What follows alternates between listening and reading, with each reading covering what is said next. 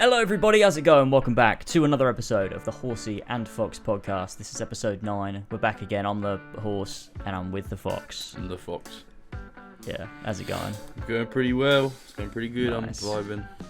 That's very good. Today we are a day later than usual. I realised that I didn't update anywhere or tell anyone that was happening. But the fuck is going on there?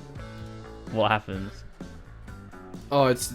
People aren't going to be able to hear that in this. It's What? Oh god, my own What's stream going is on? playing in my ears right now. The people listening will not be able to hear this, so it's going to look like I'm having a fucking breakdown. Yeah. But Your own stream? What do you mean? I had Twitch open or like my VODs channel, and it was just like play. I heard the stream like transition noise, and then me going, "Hello everyone." And I was like, "What's this? What's going on?" Classic. Well, sorry. What were we saying? What was I saying? Oh yeah, we're a day late, and I didn't tell anyone we're a day late. So Nah, we no are one though. Fucking cares anyway. Hi, Except for the we're here. 2 of you that listen to it on the way to work or whatever. Our loyal viewers, our loyal listeners. We Yes, love you. Thank you boys. so much. We do love you. I will say though, I haven't checked our audio listens in a while, so I don't actually know how many listens we get on audio. Let me have a little look. We get about 150 to 200 on SoundCloud. That's not bad. I'll do. That ain't too bad. Yeah, for a little passion You know project podcast. I'm gonna check Apple Podcasts and Spotify. And then you can add it all up, and that's the true number of how many people listen and then to I us. know just how many people there are listening. Mm. I don't remember how to fucking find this. Where's the Apple Podcast creator button? Apple Podcast. podcast. Oh, here we go. We've got, in the last 30 days, on average, we get about 120 listeners on Spotify. Okay. So, there's that. And that's 150 to 200 on SoundCloud. Yeah, so Why are people using SoundCloud more than Spotify? Who the fuck uses SoundCloud to listen to podcasts? I mean, who's using SoundCloud to listen to music in 2023? Like, what are we doing, guys? It's not 2016 anymore, alright? It's not 2016 anymore. It's absolutely ridiculous. I have no idea what my Apple Podcast login is. That's alright. We can just I don't think. assume that it's 100. No, I can do this. Never mind, I can't. I give it's up. Discord's birthday today. Is it really? I think so. It says Discord's Wow, happy birthday birthday. on my Discord. Oh yeah. Well, Is it today or is that? No. Activities. What is this? Discord's 8th birthday. Activities are free for all through June 15th. Oh, I think it was. Oh. In May. Wait, to be honest. Oh, it's either May 15th or it's June 15th, and they're celebrating it for a month. Yeah, I get Poker Night update and Putt Party Paradise. Oh, I can't wait to play Putt Party Paradise. That's my favorite. Damn. You know, there's people I that love live on playing that. Discord that are super hyped for that. Like, I do. I can't know that. Wait for Yeah. jam space. How about you go jam with some bitches first, bro? Yeah, fucking get them. Oh, Jesus Christ. Jesus fucking Christ. Anyway, Oh. so what's new in the last 2 weeks? It doesn't feel like it's been 2 weeks. No, I guess it never does it? It either feels like it's been 2 months or it feels like it's been a couple of days. Yeah, it does. It feels like it's just sped by the last 2 weeks. I almost forgot that we were supposed to be recording because I was like, there's no way. It's not been 2 weeks. Like, we've still got another week till the next episode. But no, it has somehow been Honestly, a fucking fortnight. Crazy. What is new insane. in the world of gaming? I don't know. What have you been doing? Because you just got the plat for Resident Evil 4. I did. I finally got Recently? it after fucking ages of grinding. It was so satisfying. Which is cool.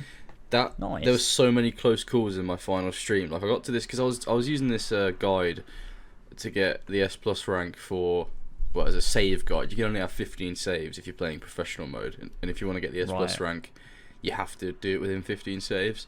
I wanted to get the S plus rank, so I had this guide up on the internet of best places to save, so that you don't have to go back too far if you die. And there was one, like chapter 15 or 14 or something like that. I think it was 14. And it was like, save before this boss fight. And the boss has like 2 phases where it'll be like, you finish the first phase and there's like a little bit of walking in between it, and then there's the second one. And I thought, okay, in between, it makes sense that it's like, you know, I'll save in the bit like the lull in action, and that's where the next typewriter will be.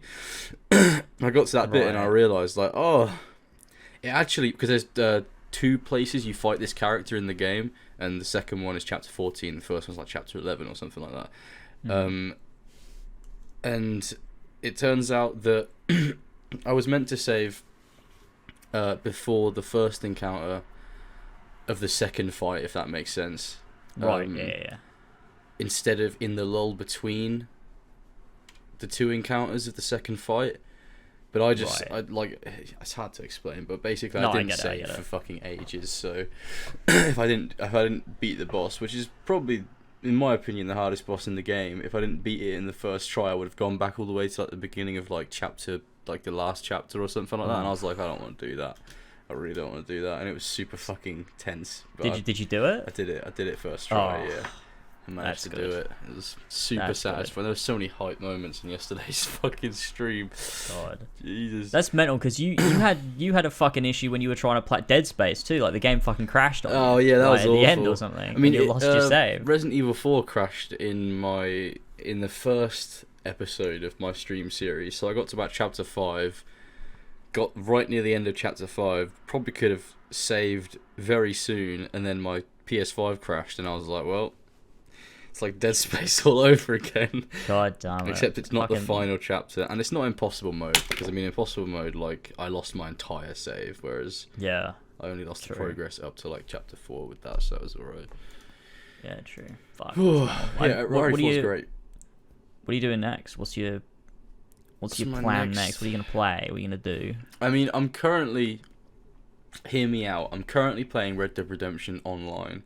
The only reason I'm doing it is to get the fucking trophies for that out of the way, so then the next time I play Resident Evil, so next time I play Red Dead Redemption 2, I can 100% it and get the plat for it, because I've always wanted the plat for Red Dead Redemption 2, because it was one of my favourite games of all time. That must be tough, though, because it's got like all the hunting challenges and stuff, doesn't it? Yeah, well, for the single player, yeah. But that'll be fun. Yeah. Like, I don't mind doing the single player stuff. That's all going to be enjoyable, because I get to play as Arthur, I get to like get all immersed and stuff, and I get to have a good time. It's the multiplayer Isn't there like shit a ton of like grinding stuff though? Oh yeah, like... and you have to get a gold medal on every mission in the game, which is ridiculous. You have to, I think it's identify or skin like every species of animal in the game. There's one that's like get attacked by a bear and survive, and then kill the bear 18 times. That's one of the trophies. That's so insane. I looked it up on the internet. Sorry, I was just gonna say I looked it up on the internet, and that trophy alone with the bears would take 5 hours of continuous playing to do. That's mental. Do they have the flowers in Red Dead Redemption 2? Because I know they did in the first game. They had like the flowers you pick up. I don't even remember if they put them in the second one. Maybe there's probably some form of like trophy to do with, I don't know, picking herbs and stuff. But my god, because I 100%ed Red Dead Redemption. God. Obviously didn't get the plat because I was playing on Xbox. That's true, yeah. I 100%ed it, and it was a nightmare. It was just like, there was some real grinding involved in getting 100% completion, especially with the flowers. I really don't remember what it was, but I remember I had to keep like fast traveling or doing something with like near Armadillo, and then running out like just to this particular point and seeing, it was the animals, because there's like a certain amount of like legendary animals, so like you get like a legendary coyote or a legendary boar or something, and they only spawn in one particular area, and they're so rare, so you have to keep like going in and out of the area to make all the animals respawn in the hopes that they'll just show up. And I remember I had one left to get, and it was like a little fucking rat or something. I don't know what the fuck it was. It was like near Armadillo in like in the plains. It probably wasn't a rat, it was something else. But I kept going. It was like maybe it was an armadillo, actually. Maybe it was. That might be what it was. The final frontier of Red Dead 1. Yeah, and I had to keep going in and out of town over and over and over again. I remember doing it for ages and ages, because I remember I was listening to podcasts. Mm-hmm. I think I must have been listening to like Joe Rogan or something at the time. Absolutely classic. And I just kept going in and out of the town trying to get this fucking armadillo. I like doing that shit though. Long. Like if I can just play a game and listen to a podcast in the background, I'm happy. It doesn't matter what I'm doing in the game. Like, I'm playing fucking Red Dead Online, and it's shit, and I'm still enjoying it because I get to listen to little podcasts and just like enjoy the world of Red Dead 2. But yeah, that shit's. I look forward to it being done because like, I think I'm currently like rank 30 nearly. I need to get to rank 50. The most difficult ones are going to be the ones that I'm going to have to get other people in to help me with. Like I'm going to have to get Mario to help me with one of them. Because it's like to do what? What do you have to do? It's you have to what's it called? Interrupt a rival posse's free roam mission, and it's like I'm not gonna have a rival posse because I don't like shoot anyone in the open world. Like I don't have a posse of my own either. So I think there's a way of doing it with 2 people where you can like create a persistent posse with that person. And then they like leave or something and create their own posse, and then you become rivals. They start a free roam mission, then I just kill them, and that's all I need to do, and then it'll be done. That's so mental. Like games that have multiplayer trophies are so odd because trophies should be like, I don't know, like part of like like getting a plat or whatever is like you get most of them just by playing the game, and then you mop up the last few that are like, you know, specific challenges or something. Yeah. Whereas there's some games that do trophies in a weird way, where they're like asking you to do very specific things that's like, when is this ever going to happen to me? Yeah. Like, I'm going to have to go out of my way to do this, and it's really dumb as well. But like, I'm fine with going out of my way to do stuff in single player. It's just going out of my way to do stuff in multiplayer is fucking boring. That's why I steer clear away from games like 100%ing them that have multiplayer components and multiplayer trophies. Like, all they need to do is create a separate spec. Like, you know how Ghost of Tsushima does it, where it has the single player trophies, the Iki Island trophies, and then the Legends mode trophies and stuff. Yeah. It's like, put them into separate tiers so that the Platinum doesn't require the multiplayer trophies. Because, like, I don't want to fucking do that. I don't want to rely on other people, random strangers on a multiplayer game to get a trophy for me. Like, it's fucking... Yeah, true. I think altogether just don't do multiplayer trophies because if there's nothing like... I don't know, I just feel like I like having the control over it. But there's also like, sometimes there can be weird single player trophies, like there was that one, I mean, to be fair, it's not even that bad, it's quite an easy one to get, but in Assassin's Creed 2, there was a trophy for sweeping people's feet, like sweeping them up by their feet using the broom weapon. Yeah. You had to do that like 5 times or something across the game. That's super easy though. You can do that in like 5 minutes. Yeah, it is easy. But there's a couple like in Jedi Survivor that I've been like, because I want to get the plat, although I've not really been playing it much. Yeah.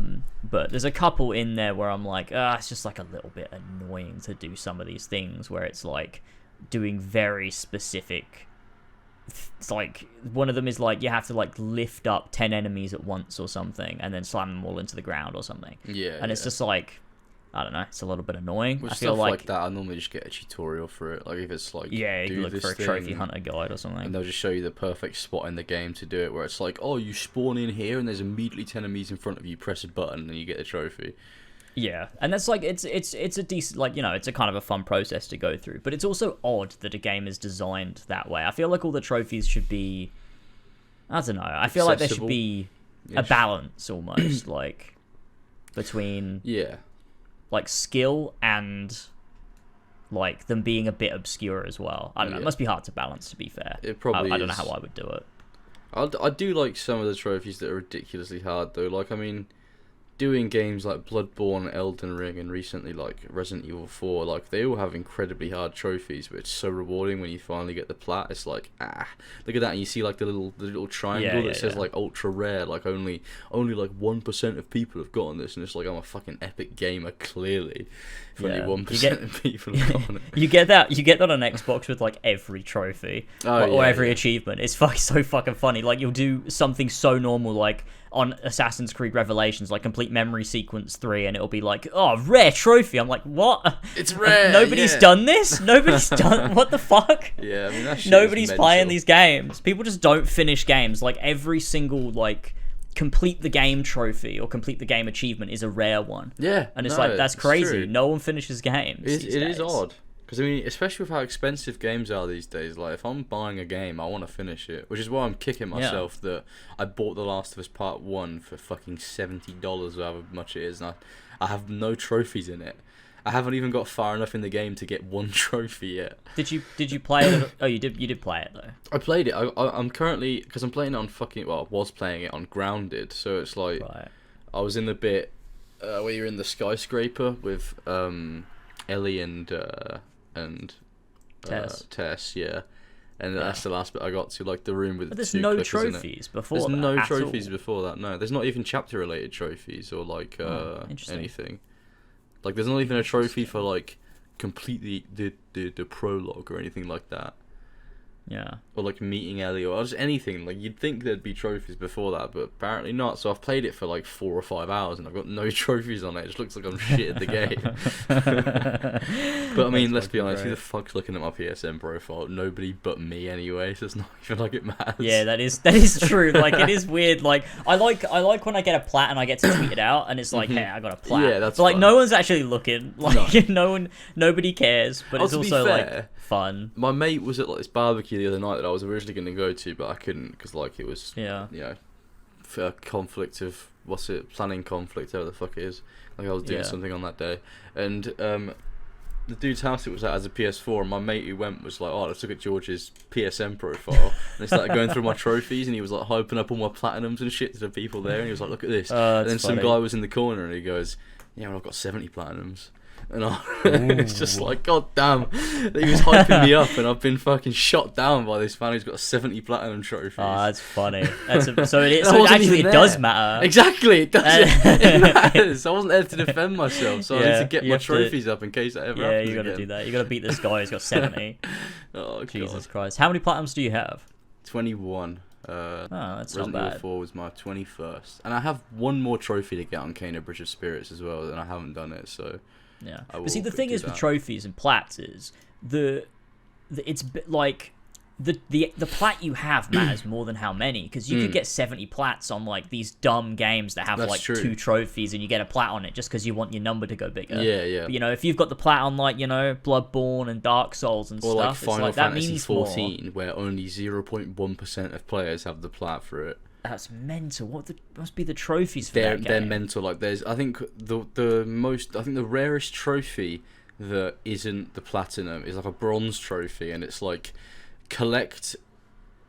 find 8,000 collectibles or something like that, or like finish 8,000 fates or something mental. Like people just aren't going to do it unless you live and breathe that game.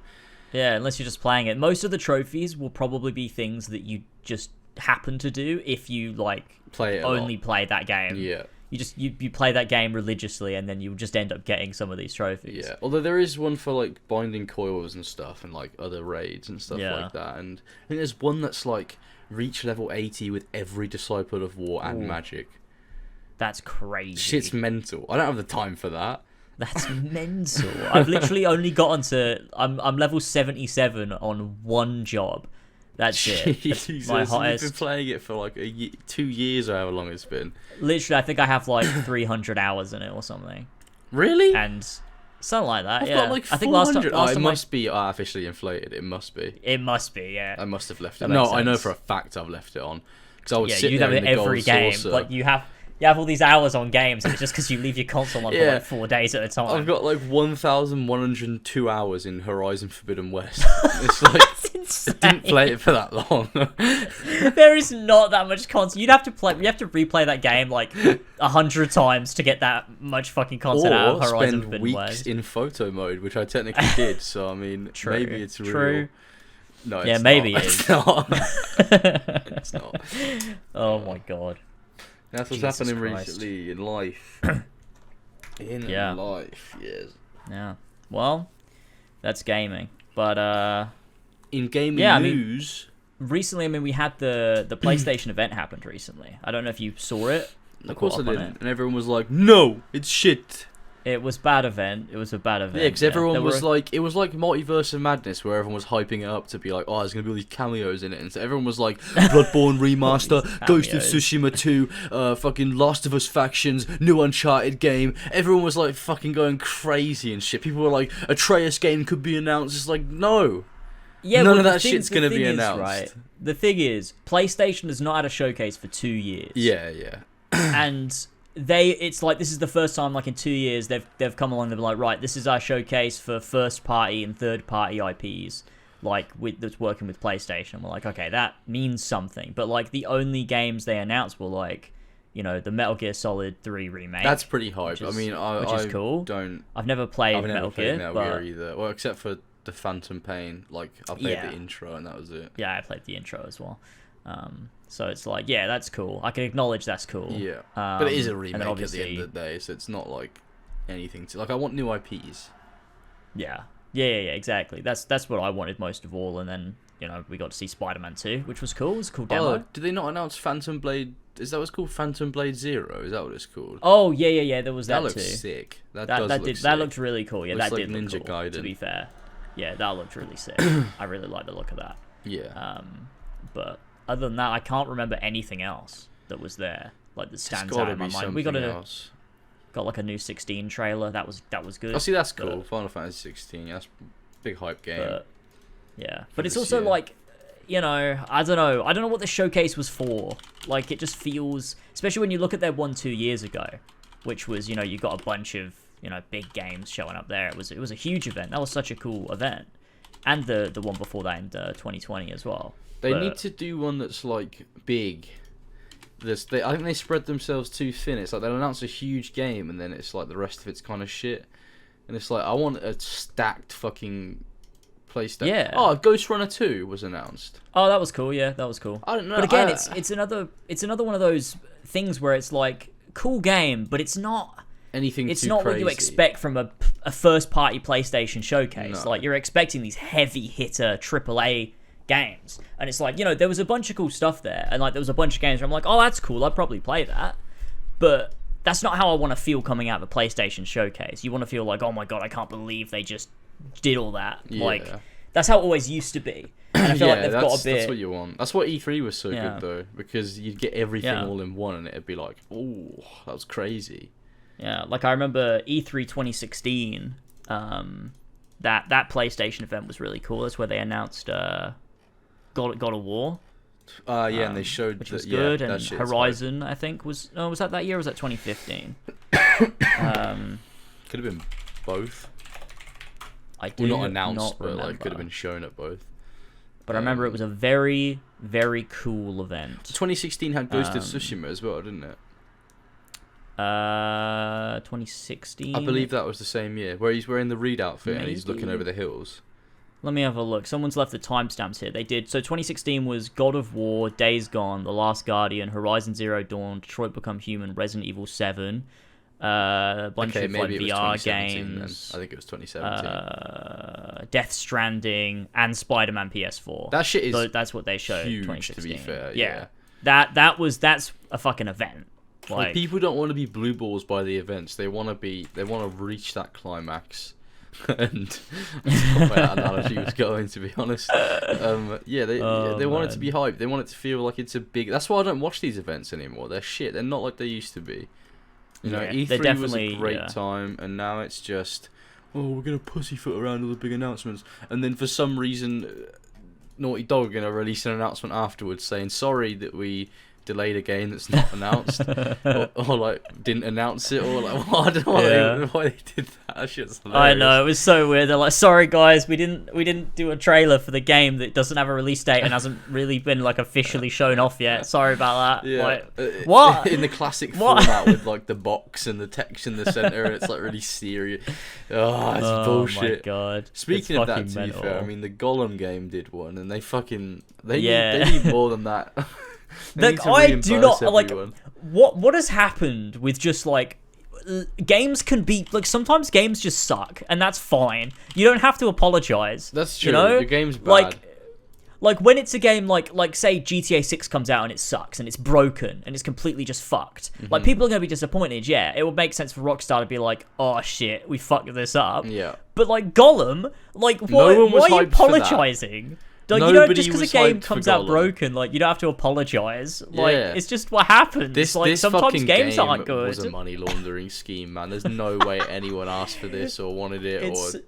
It's so fucking funny. Like I want to play it just because it's that bad, but I don't want to give them money. No, I do not want to give them money. I requested a code and they didn't give it to me. Have you seen this side-by-side comparison of Gollum from Shadow of Mordor and Gollum from the new game? Yeah. And it's like it's so fucking looks funny. like a fucking photorealistic image of Gollum in Shadow of Mordor compared to this one where he just looks like a weird little clay model or something. I don't even know. it's just so strange to look at. Like, you look at like the alpha footage or whatever, or like the proof of concept or whatever the fuck it was, compared to the game, and it's just so weird to look at. What? As like in it's just worse? What? No, like it's worse now. Like the full game is so much worse than what they originally showed when they revealed the game. But who wants to play as Gollum anyway? I have no clue. I have no clue what the why'd they make this game? Like, I do not understand it. Isn't the whole game you're like in prison as well? Something like you're like that. you're like a slave in Why would I want to play that? Orcs or whatever. It's just I could go and play Shadow of Mordor and have a fucking brilliant time in the Lord of the Rings universe and not ever think about Gollum ever. Yeah, I have no. He's not even a good fucking this character. is. He's just a little fucking goblin. I hate. Oh, he's not a goblin. I don't know what he is. I mean, he is a good character, but he's not a protagonist. What's good about his character? Well, it shows the complexity of like the way the ring can affect different people, and it's supposed to be like a direct comparison because Gollum was a hobbit, so like he's a direct mirror of like Frodo. Mm-hmm. That like so it's like this. It's like yeah, he was originally a hobbit, and he had the ring, and then he became this over the course of like hundreds of years. He got corrupted. How is he living for with the hundreds ring. of years? I think it's the ring's keeping him alive. Like he's like clinging onto life because he's got the ring. He has to it protect him or whatever, and he has the ring. He has the ring, and then Bilbo takes the ring from him, and he's trying to find the ring. I don't really know. I guess his life was prolonged by the ring. I'm not sure. I'm not a Lord of the Rings lore expert. But I want the ring. Yeah, he basically acts as like this mirroring to Frodo, where it's like, oh, Frodo, this is what Frodo could become if he doesn't have his friends to help him carry anti-drug the PSA, burden. anti-ring of power PSA. Yeah, don't hold on to the ring of power. This is what you'll be. Do you want to be like Gollum in a little prison with bad graphics? I do. No. Oh, I certainly do. It looks. Do you know what it looks like? It looks like it plays like a really broken and shit version of Plague Tale. God. Like it looks like that's what they were shooting for. Like if the game was good, it looks like almost that's sort of what they were trying to do. I need to play Plague Tale. Plague Tale's good. Set in the I like 100 Plague Years Tale a lot. War in Aquitaine, or however you pronounce it. I think that's how you pronounce it. That part of Yes. France. I'd love to play that. It's set during the plague, isn't it? So it must be like 1350s. Yeah, something like that. Yeah, it is. It's set during the plague, and they use the plague as like a means to like explore their rat gameplay. They go, hey, are all the characters It's very English? cool. They are in the sequel. Ah! In the original, they're French. For fuck's sake! But Why for did some every reason, fucking studio do that? they made them English in the sequel, and it's weird because it's all the same actors. They're just doing an English accent in the sequel. I don't know why. I don't want to fucking play it anymore. It's really, it's really That weird. sounds super jarring. You've gotten used to these characters. Oh no, actually, I could just play it in French. I mean, you could. You could. That would be more immersive. I think Plague Tale Innocence, I think, is definitely better than Requiem. Although Requiem, like mechanically, Requiem is way better. Like it's far superior to play Requiem because the levels are bigger. What'd you say? What do you even do in it? It's poor? it's a I don't know how to even describe it. It's like an action puzzle game. Puzzle sort of thing. It plays similarly. I don't want to say it plays similar to The Last of Us because it doesn't. But you've got like areas where you stealth past guys. You got areas where you solve like these. You use your different like abilities and like gear that you've got to solve these puzzles. Is Let me generous. guess. Your main They're character not... has like a true sight she uses to see things in the open world.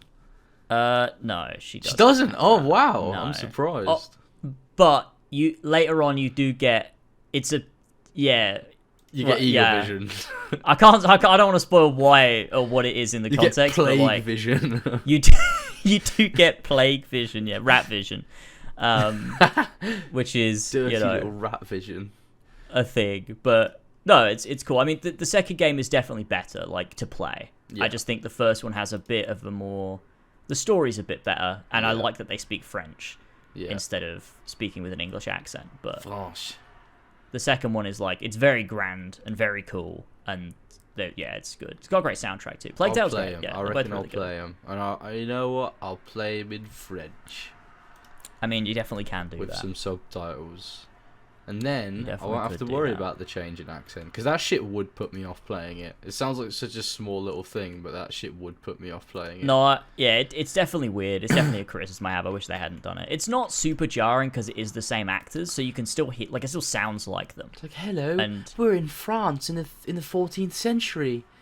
Yeah, the thing is, it's weird. In my head, when I think about the characters and think about them speaking, I still can hear the French accents. Yeah. Like, I'd have to go back and replay Requiem to remember what they sound like in that game, because I don't remember them sounding English, but I know they were. But very, very good games. Yeah, very worth playing. There are English fucking soldiers in it, mate, and they go, "Fucking hell, you can't." Yes, they do that. Yes. It's very Assassin's Creed Unity, like, in that way. But love it. But that's the PlayStation event. There's not really much to say. Like, what do you think about the Spider-Man demo? Did you watch it? No, I actually haven't even watched the demo. You've not even seen it. Have you seen the pictures? I've seen clips of symbiote combat. Looks fucking sick. Looks like Web of Shadows, but on steroids. Yeah, it looks very cool. Don't like the weird little things on screen, the little ability wheel things. They need to like fucking the go. HUD, yeah. I can probably turn them off anyway, which I will definitely be doing as soon as I possibly can. Symbiote suit looks alright. It's not an ideal symbiote suit, but I mean, it's grown on me even since it was announced, to be honest. Like, it's already grown on me. Even the weird armored bits, like, it's fine. Yeah. I'm looking forward to seeing... Hopefully they'll have, like, different symbiote suits as well that you can customize. So if you don't like it, you can just swap it out anyway. They definitely will, surely. Yeah, you'd think so. I mean, I think the giveaway that they probably definitely will is that when Peter turns into the symbiote suit, it's not a like a direct transition. Oh yeah, he goes from normal suit to he's covered in like black goo to now he's in the suit. So like depending on which suit you have, it's going to be able to transition to every single look. Yeah. During cutscenes. Yeah, for sure. So there's that. I hope we get like a Shattered Dimensions looking symbiote suit where it's just like sleek and like black. Yeah, with like none of the bulky bits look. coming off it. Yeah. Yeah. Like the what's it called? The Web of Shadows suit. Yeah, that'd be definitely very cool to see. Yeah, for sure. Yeah, but it looks good. I mean, I loved seeing Miles. That was really cool. Yeah, fucking sweet. I can't wait to see the game. What's it called? The conflict between Peter and Miles throughout that game. Yeah, that's gonna be really cool. I've seen some speculation online, and I think it's an interesting like way of thinking about it. That potentially like the first ever trailer we saw was a bit of like a bait and switch, and actually Peter is going to be Venom in this game. Ooh. Rather than it being someone else that they have to fight. It's like by the end Peter becomes Venom and Miles has to fight him. Well, I guess because save him or whatever. You know, he doesn't work at the Bugle, therefore Eddie Brock. I guess they could easily just be like, time jump. He works at the Bugle now and has for months. Yeah, now Eddie Brock. They could bring in a different way. Like, there's plenty of way. Like, they can just incorporate him totally differently. Or, you know, there was obviously the theories after the first game that Harry was going to be Venom, which definitely could still be the case. I think that actually probably will be the case. Yeah, I don't think there's much basis for Peter being Venom, but I also do kind of like the idea. I feel like it'd be kind of cool to have that sort of personal villain for Miles, and it has to, like, it's this conflict, and like you feel torn, and you're like, oh god, I don't know what to feel. Like, that'd be kind of cool. Shit out of him. I like the changing between Miles and Peter whenever you want in the open world too. Yeah, that was very cool. I hope they even go as far as adding in unique side missions for each character too. They've said there are, yeah. Oh really? Unique, yeah. So they've said that in the open world, there's side missions that are Peter specific and side missions that are Miles specific. Yes. And also the main story will have, you know, some are Peter focused, some are Miles focused, some contain both. It's very AC Syndicate in like its structure. What a great comparison. which is like I don't like to say that, but like it is. No, it is. It's very very similar. They've both got like their own skill trees and stuff. And, yeah. But obviously the big difference is they play differently. Yeah, Miles got the wingsuit. They both have wingsuits. Oh, they both have wingsuits. Good, because the wingsuit looks fun. So yeah, but Peter's got his with the symbiote, he's like, you know, a bit more of a tank. Yeah. Because you see him, like, he does, like, a parry during combat and stuff. Yeah, I is, saw like, that. That was cool. So rather than dodging around and stuff, he's a bit more, like, heavy, I guess, when you're playing as him in that, which is pretty cool. Yeah, it's going to be fun. Whereas Miles obviously got, like, his Venom Strike and turning invisible and all that stuff like he does. Yeah. Miles, which is... It's cool. I'm so excited, actually, for that game. It's going to be fucking It looks banging. great, yeah. It looks very, very good. It's going to be a good sequel. Has the potential to be I even fucking better hope than so. the first two. I hope so. I hope so. It should be. Like, it should be the best one. It should be, That yeah. you'd hope that it should be the best one, because it like, you know, you've had a great, you know, first entry for both these characters, and now it's bringing them together and telling, like, a meaningful story through that. Like, it should be the best one. And we know Peter doesn't die as well. Do we know that? Yeah, because they confirmed that in the trailer, the spider legs that we see in that trailer, Peter constructs after the symbiote is gone. When's this? When's what? Oh! Yeah, the spider right, legs yeah, coming out of because his he suit. has the legs. Yeah, I remember. Like, he constructs Oh, those did they after. really? I think I read that somewhere. Unless someone was just baiting on Twitter. Maybe it was just a theory. But It seems they like a said it crazy with thing such, to like- announce. They said it with such, like, conviction. Well, I guess people do that on Twitter. People don't they? do that. People do that all the time. Final Fantasy fans, their whole thing is fucking saying theories with such conviction that you think it must be real. It's mental. Well, They that's, will I just, believe it. I'll believe it. yeah. I mean, it makes sense. That does make sense. Because, like, why would you need the... Because it means that you could then maybe, I don't know, like, certain symbiote abilities could maybe translate into the... Yeah, you could the still spider carry them legs. out. Yeah, so that after Although- the main story, you can still use it. I don't know whether that would be great, because I kind of like the idea that Peter has to give up this greater strength, like physical strength, Well, in order true. to be a stronger Spider-Man. Yeah, but then And he's so, just like, I use my brains instead. Instead of, I've used yeah, you know, but what yeah, Peter yeah, gives no. me. No, it's plausible, but like I don't think it's like as meaningful as like I'm gonna purposefully make myself physically weaker so that I can be a better person. I feel like if you then go back on that and get in gameplay and go, but he can still do it because he just creates a thing. It's like, Yeah, oh, yeah, so yeah.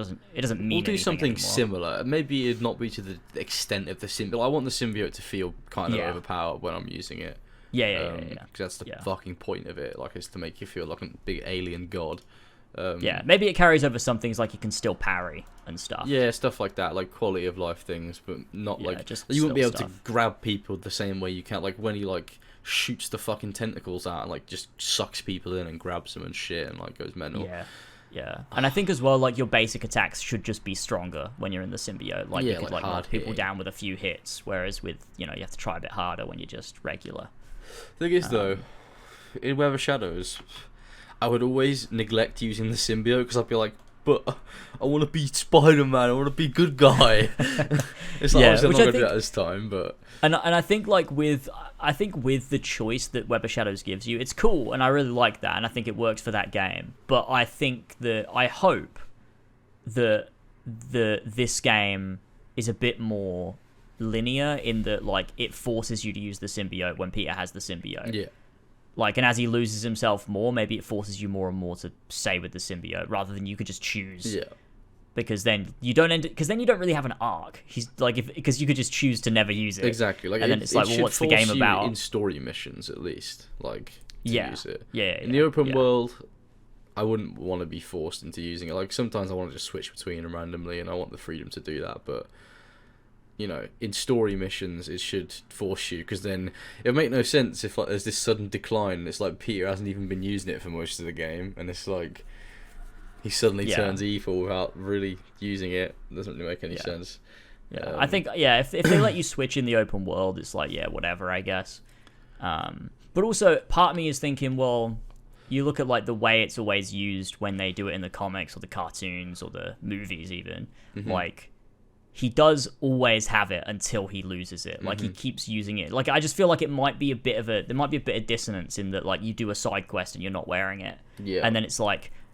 But then how do those side quests play into his arc if you can just choose? Are they just going to be totally disconnected that have nothing to do with anything? Or if you force us to keep the symbiote on, like if you say for this chunk of the game, Peter is always wearing the symbiote and he's always using it, and then these particular side quests pop up and you do them, and then they like, aid the story, similar to some of the stranger missions in Red Dead 2, like how they play into Arthur's arc sort of thing. People get annoyed with that though. They'd be like, "Oh, but I can't have the freedom to switch and control the environment at all times." Like, I wouldn't mind it personally. I think it'd be pretty cool.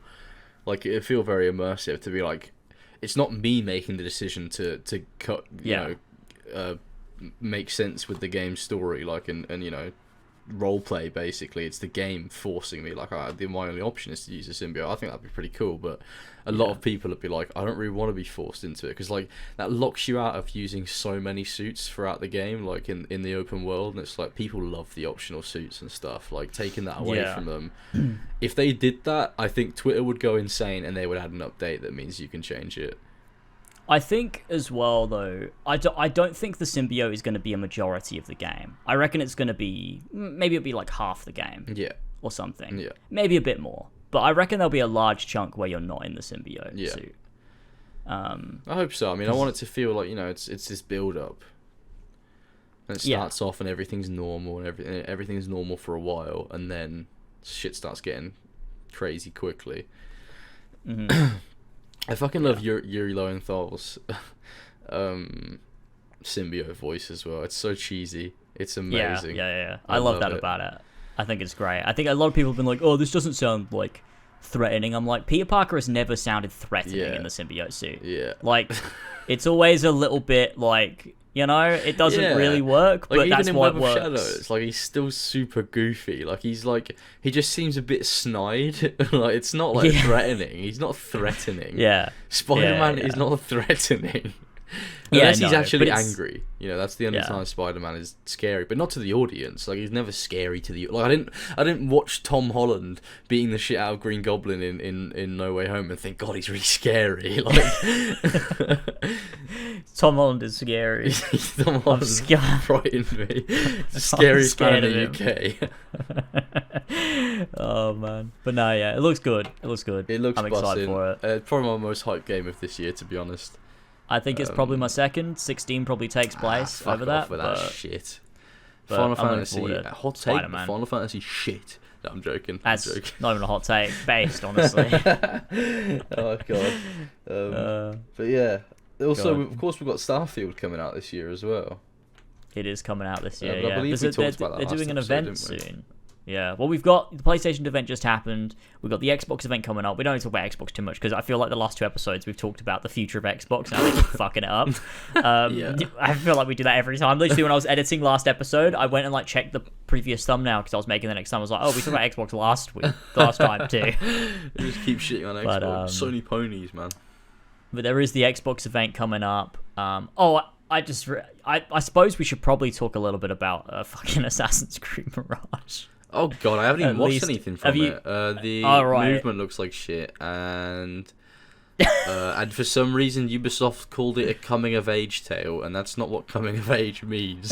it's a coming-of-age It's tale. Like in the description of the game in the trailer or something like that. It's like it's a coming-of-age tale. It's like Bayek is not a teenager. Bayek? No, Bayek. I mean Basim. Sorry. It's basically Bayek, fucking Origins 2 anyway. It looks like fucking ripped every asset from Origins. There's nothing wrong with reusing assets, actually. I'll take that back. There's nothing wrong with doing that. Every company does that. But it looks like a game. It just looks dead. Just looks pretty much exactly what I expected it to look like, to be honest. Basim. Like, there's a random woman speaking in every trailer, like, Basim, you need to be one with the crowd. It's like you do need to be one with the crowd. That is true. That's from Assassin's Creed. I know that. Look, I'm not buying an Assassin's Creed game until the mentor of the game calls it the Assassin's Creed. Okay. Ubisoft fucking listen to this podcast, taking notes. Like, quick, put that in the next one. Put that in fucking Assassin's Creed Hex. We need them back. We need to be making more speculation videos. Oh my God, so fucking funny. But yeah, Mirage, it's certainly a game. I'm sure if this was released like after Origins, I would have been so excited for it. Yeah, like I would have been like, oh my God, just back to the. Well, they're still called fucking hidden ones anyway, so it's not even Assassin's Creed anymore. I hate that. Do you know how much I fucking hate that? It's almost like Ubisoft are afraid to use the word assassin now. It's like they're a hidden one. Yeah, it's such an annoying fucking phrase. Like, it doesn't sound cool. It sounds stupid, man. It sounds so stupid. Sounds the fucking so dumb. the hidden one. I'm a Fuck hidden one. off. That's so cringe. Oh, I'm a hidden one. You're a fucking assassin. Shut the fuck up. Come You're on. a fucking assassin, for God's sake. What are we doing? Like, are we I hate, saying like- that Al Mualim coined the term assassin, or like, what are we saying? How Like, where did it fucking come? long? Where did it come from? Like, it. Yeah. Well, I mean, that's the thing. Like, oh god, there's just it's such a rabbit hole to go down when you talk about this, because like Assassin's Creed 1, time and time again in Assassin's Creed 1, that game establishes that the assassins, like in real history, were the first fucking assassins. They do. Like, yeah, it does. there weren't assassins before the fucking assassins. And the battle between the assassins and Templars that we see in the modern day between the assassins, like William Miles' assassins and Abstergo, it originated with Altair versus Robert. That's where it fucking originated. Yeah. Because Robert's Templars are not the Knights Templar. They're the secret little cult of Templars. Well, that's also why Altair, a master assassin, knows nothing about the Templars. Because, exactly, yeah, because they don't fucking started exist. there. So it's dumb. It's but it's dumb. okay It's because all dumb. what's the dude from fucking? It's from fucking Valhalla. What's the guy that creates Alfred. the Templars? That's his name. Alfred Is that his the name? Great, yeah. Yeah. He made it because he got bodied by Aloy and then like went into hiding or whatever. By Aloy. Eivor, sorry, got bodied by Aloy. Classic Alfred the Great getting bodied by Aloy from Horizon Zero Dawn. Oh my god. I It's remember so fucking stupid. finishing Valhalla and going to like Alfred's little study and like seeing like all these little notes and stuff and go, oh, so cool. Yeah, they use the Father of Understanding like he's the Templars. Yeah. And it's so mental too, because in real history the Templars were founded by Hugh de Paynes, and like it's just not Hugh it's de not Paynes. even Who's that? he's the founder of the Templars Hugh de in Paynes. history. Hugh de And he was one of the Paynes, he was the first Grand Master of the Templars. Yeah. And eventually, like, after, a few generations, it was handed down to Robert. But then, he ended up Robert. creating this secret brotherhood that united Templars, like Crusaders and Saracens, against the Assassins. Yeah. Because he learned about the apple and, all of this stuff. And, like, that's what all the Templars tell Altair across the game. They're like, oh, we couldn't believe in our own faith anymore because the apple showed us the truth. Like, it's like Sibrand says, like, we were going to free the Holy Land from the tyranny of faith, which is, like, great line. Yeah, true, that's bossing. Although maybe Sibrand is not the man to do that. He was a little bit unhinged. I don't know why they hired him, to be honest. Oh man, but it's weird because like Assassin's Creed has always been contradictory to that first game. Like even AC2 is contradictory to it. It is because it has the statues in the it has the statues. You got Darius as the first assassin with the hidden blade, and you got Iltani in there, and it's like they really retconned that shit hard. They retconned it fucking instantly. It's almost like they knew, like, oh god, the first game did so well. We need to like make sure that in the future, if we run out of time periods, we can go back even further. Yeah, and it's so weird because even Bloodlines, like they decide to go, oh, there were actually other Templars. So it's like, wait, but so what was the significance of the first game? What was the significance of going after these 9 men if there's way more than 9 men that know about the apple? What's the point? Like, wait, there was already another sect of Templars that aren't the Crusaders, but they're part of the Knights Templar. The Brotherhood. They're part of this Robert's Brotherhood. Like, and there's already a new Grand Master as well, like fucking Armand Bouchard. What's going on? None of this makes any sense. Yeah, it does.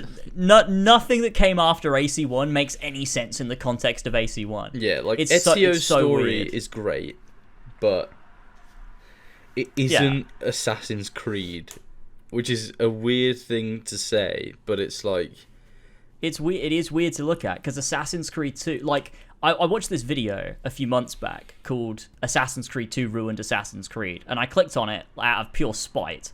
And I was like, nah, this makes a lot of sense. I can't listen to anyone else but myself talk about Assassin's Creed because it angers me. That's how I normally feel. But I listen to this guy, I'm like, oh man, no, this makes so much sense. Because it's like Assassin's Creed 2 really was the first step in that direction that led us to Odyssey. It was. Like, it absolutely was. Because it appealed to a larger audience.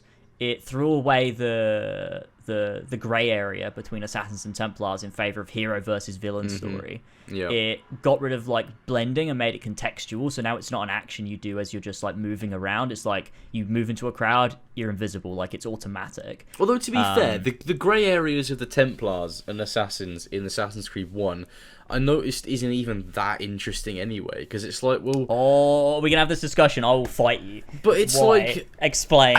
What is the argument for Garnier Dinapluce being a possibly good bloke? Or Tamir? Or like... Talat, or fucking Slaver?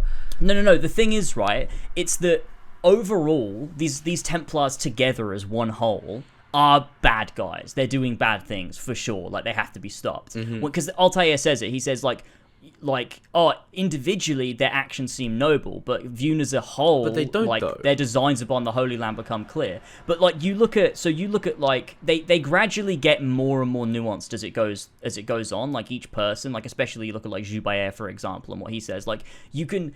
I think it's that there's a nuance, like the way that we view it, and it's always through Altair's eyes. So like you see what Garnier's doing, and you're like, oh no, it's definitely wrong, and he shouldn't be doing this. But then you also have the question of, by killing him, these people that were condemned by the society that they exist in go back to being condemned now. And it's like they go back to living on the streets or having to live in brothels or dying, out of poverty. I think Garnier's one works a little bit better because it's like there are like if you follow him around in the room and he goes around to the patients, a lot of them thank him for saving them and stuff like that. Yeah, and he also says like his guards are proof of his work too. Like they were homeless and they were like, true. They were destined to just die on the streets before he brought them out of the squalor, cleared their minds, gave them a job, and now they're doing well. But now you've killed him, like they're going to be madmen. Yeah, they will be once more. Yeah, and it's like they're gonna die now, and it's like, well, that's weird to think about because it's like, but he was cruel, and his methods weren't great, but also like, did he ultimately like do the ends justify the means? What about like Majtadin then? What about him? Well, How is he a good guy? He's not. He's the only one that's not. Oh, because he admits that he was in it for power, exactly, because he enjoyed it. Yeah. He's the point of him is to be a direct mirror of Altair. Like he literally says, like at the end, he's like, I once thought, as you did, to raise myself above others, like, and I did it because it was fun. the way they cheered, the way they you would have done the same if you could, once perhaps. But then I learned what happens to those that lift themselves above others. Maybe I need to like stabs him in the neck. Watch back the confessions as I'm writing and understand the what's the right word? The inverse, because it's less that what they're doing are good things. It's more that there are multiple ways of viewing their actions. Like it's understanding their perspective of why they did what they did, but also them being able to acknowledge that doesn't make it right. It's because they believe. Yes. Because they believe in the Templar cause so strongly because of its message of peace that they're willing to do these terrible things in order to get there. They believe it's the only way, whereas the assassins believe the inverse, that actually the chaos of the natural world is the most important thing to safeguard. Yeah. And sometimes you have to kill people to do that. And it often critiques Altair's killing of these targets because, like with Garnier as a great example, is that Garnier needed to be stopped from what he was doing. But killing him outright and then just running away and leaving it wasn't the way to deal with that situation. No. Because what actually condemned these people in the first place, yes, Garnier was solving it by doing what he was doing, but the real solution is to go to the root cause of why is society condemning these people in the first place. And it shows that actually both sides and their methods are fallible in that instance, because while Garnier ultimately, yes, did help these people, it wasn't helping the root cause, which actually keeps the Templars in power. Yeah. So it's like, this very like nuanced approach to, what all of these people are doing, why they're doing it. Like, it's just these interweaving of like the different political structures and like societal factors that like, speak to the reasoning behind their actions that I just think is cool. Maybe I haven't pondered on it enough. Maybe when it comes around to writing my video that I'll change my tune a little bit. Maybe it's more so the fact that I don't understand enough about each individual target yet, because I was in my most recent playthrough, I've been finding out so much shit that I didn't know about all parts of the game. Reading the fucking notes that you pickpocket off people, like something you don't even have to do. Like This is the first playthrough I've done that in, and it's so Yeah. immersive and interesting, and like It's so cool. it's Yeah. so cool. I love it. So I'm looking forward to actually making the video and writing it, but that's Yeah, a ways it's- away. I'm it's not very, even very working on cool. anything right now. And I think as well, like, I think, like, I said this in my AC1 videos, that I think the only games that really touch upon the nuances of this secret war are the first one, Revelations, and a bit Black Flag a little bit, and then, like, Valhalla a little bit. AC3 does AC3 not do it? Oh, AC3 decent does, amount? yeah. AC3 does do it, yeah. Especially the bits with forgot that one. Haytham, That's I another one think. that they do Like it, yeah, when yeah. you're with Connor and there's like sort of no one else, it's sort of just like, I'm in the frontier and I'm going to Boston and I'm going to talk to George Washington and Sam Adams. And it's like when you're with Haytham, there's a lot of that sort of the Templar ideology versus the assassin ideology, which is really good. It's very cool. And I think with AC3, like, each individual target, except for Thomas Hickey, who is the Majdadim, and a chin in the other. but also, like, he doesn't mirror Connor in any way. Like, there's no reason for him to be that character. But, like, I do love his assassination though. Still, like, I don't even care what people say. I mean, it's always cool to, like, public hangings and an assassination revolving around a public hanging is always cool. Yeah. And I do like Connor's, his line. I will not die today. The same could not be said for you. Yeah, that's fucking cool. Even with it, like, absent of any context, it's cool. Yeah, it is good. But you got, like, William Johnson, who, like, I think that honestly, part of me feels that I might appreciate more parts of AC3 if I replayed it thinking about it, because I'm thinking about... I was thinking the same thing recently. Because I'm thinking about William Johnson, and I'm thinking, like, I always thought, like, oh, it's so clear-cut, Connor's wrong, he's right, and Connor's naive to think there's another way around it. And I'm like, well, but no, because he's colonizing native land. Like, it's wrong, he's stealing their homes, and it's like, yes, maybe there is no way to truly get away from it, like, this was gonna happen anyway. But Connor, and, like, he's fighting against this futility in that, like, these colonizers and the British are going to keep expanding and spreading out. And Connor, everyone keeps telling him, like, look, you can't fight against this. You have to adapt. And he's like, I don't care. I'm going to fight against it anyway because it's wrong. Yeah. And, like, that is very assassin-like and quite, like, interesting. Almost I don't as know a whether protagonist as well. It's pretty, I like protagonists like that will fight blindly against insurmountable odds, even though it looks like they're going to lose. Yeah, I think it might be that conceptually it's quite strong. I just don't know whether it was executed well because I don't really remember it. No, I mean AC3 well I haven't played it in years at this point. No, I think I haven't played it in a very long time. It's been a long time. I think it was in my last Especially replay, like when I used to replay each Assassin's Creed game before a new one came out. I think that's the last time I played AC3, and that was like leading up to Origins. So it's been like 6 years since I played AC3 or more. Yeah, I know I played it when the remaster came out, but I was drunk, so I don't remember it. Like, I don't think the last time I played it through properly and like properly absorbed it. It must have been before Unity, honestly. Whoa, it's been nearly 10 years. Yeah, I think it might. I think it might have been. Damn. Or, I mean, I played it through like for the AC Marathon and stuff. But like, I don't consider those like proper playthroughs because I'm just kind of like chatting away and just going through it. Yeah, like it's playing it on your own. It's getting the full experience and like trying to immerse yourself in that world and listening to the dialogue in depth and stuff like that, and doing optional stuff and yeah. I actually feel like if I played AC3 now, I'd actually really like it. Yeah, I'm thinking about aspects of it, and I'm like, I can't think. I don't know whether it's the concept that I like or whether the game that I like when I think about these moments. And I'd need a replay to see, like, is it actually, maybe it's actually good. It's and I was just an idiot. Characters in there. Like, it does have some strong characters, like Haytham and Charles, whatever the fuck his name is. Charles Lee. Charles Lee, I forget his name. Connor says it enough in the fucking game. I think it's probably not as... It's probably not as tight as AC1 in the, like, AC1 is so focused. It's so, like, lightning focused with what it's trying to do. And AC3 is a bit less so, because it's trying to almost balance the line between an Ezio game with, like, these cool moments, revenge story, a hero you can get behind. Yeah. And then also the nuance of these factions and stuff. Yeah. And also the modern day shit, too. Oh, So. Altair, I'm so glad you've came. I dropped all these flags around Damascus, and I need you to collect them for me, or else Al-Malim will have my head.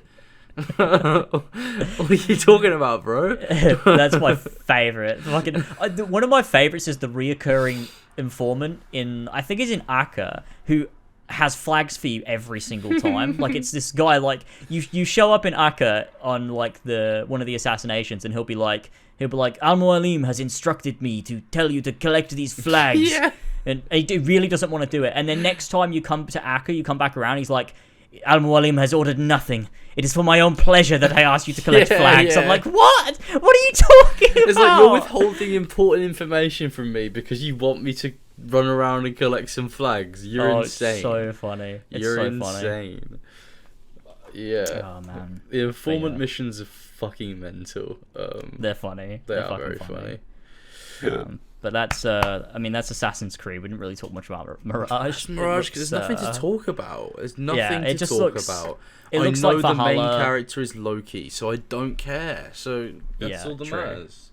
The stealth seems to amount to crouching behind people and then doing teleport assassinations. And using eagle vision to see the routes. Not even routes, it's you can use eagle vision and then above an enemy will be a ghost of you dropping down on him to assassinate him. Yeah, it's like their focus assassinate thing. I think it functions like Ghost of Tsushima's multi-assassinate takedown or Batman Arkham Knight, where you kill a bunch of people in one swoop. I'm surprised they didn't have that already. And I guess it's because Eivor never became an assassin in the DLC, so they never had to make that. Exactly. Eivor never became an assassin in the DLC, which still haunts me to this day, because I really expected it to. But yeah, I mean, look, if you want to, I posted a community tab post, but if you want to hear a take on AC Mirage that's very close to what I think I would think if I weren't so, like, completely disillusioned with it, if I had, like, a modicum of fucking positivity left in me for that franchise, then check out Leo K's analysis of the new trailer. It's very measured. He definitely has a lot of skepticism, but there's also elements where, like, he talks positive. He's like, this could work well. Like, you know, I think it's worthwhile to have creators like him that, like, haven't totally jumped ship. Yeah. Because for the fans of the franchise that still exist, it's useful to have creators that aren't just like a Ubisoft mouthpiece or like what Raptor does, where it's just like, here's all the new news, here's the epic new loot and boat, because it's mind-numbing. Yeah. Like, Assassin's Creed is a franchise that can and should be taken seriously, and it can have complex mechanics, and it can be deeper than, you know, as shallow as it's been recently. So, and I think Leo K, like, embodies that. Like, he talks about it in a way where it's not just like, oh, what does the new robe look like, and what does the new fight kill look like? Like, he talks about, what does the new brutal assassination animation look like? Yeah, it's like he talks about, you know, how this game could function mechanically and what could be good and what could be bad, and like it's valuable. And I think, you know, there's only a few people left that talk about those things. Leo K is one of them. I mean, White Light, obviously, another one. That, you know, talks about Assassin's Creed in a very critical sense. I don't think I've seen a video on Assassin's Creed Unity outside of my own and White Light's video on Unity that is critical of that game, and, you know, really addresses the fact that the parkour's kind of actually shit, and you're all wrong and dumb for thinking that it's good. Yeah, I mean, it is shit. The best parkour I had is AC1, and I don't give a shit. AC1's a Revelations for sure, yeah. Yes. Those games just... Well, Brotherhood is my favourite one, actually, out of all of them. Brotherhood's very strong. 82.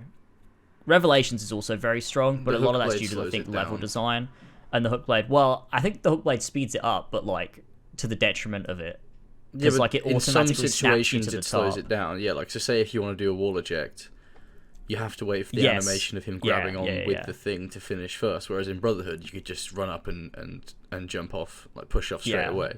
So like, in certain situations, it speeds it up. In others, it slows it down. Well, that's the thing. In 1 to Brotherhood, you can eject at any point during a wall run. In Revelations, you have a tiny window before, but it's mostly at the end. The middle part of the wall run, it doesn't let you eject because of the hook blade. Yeah.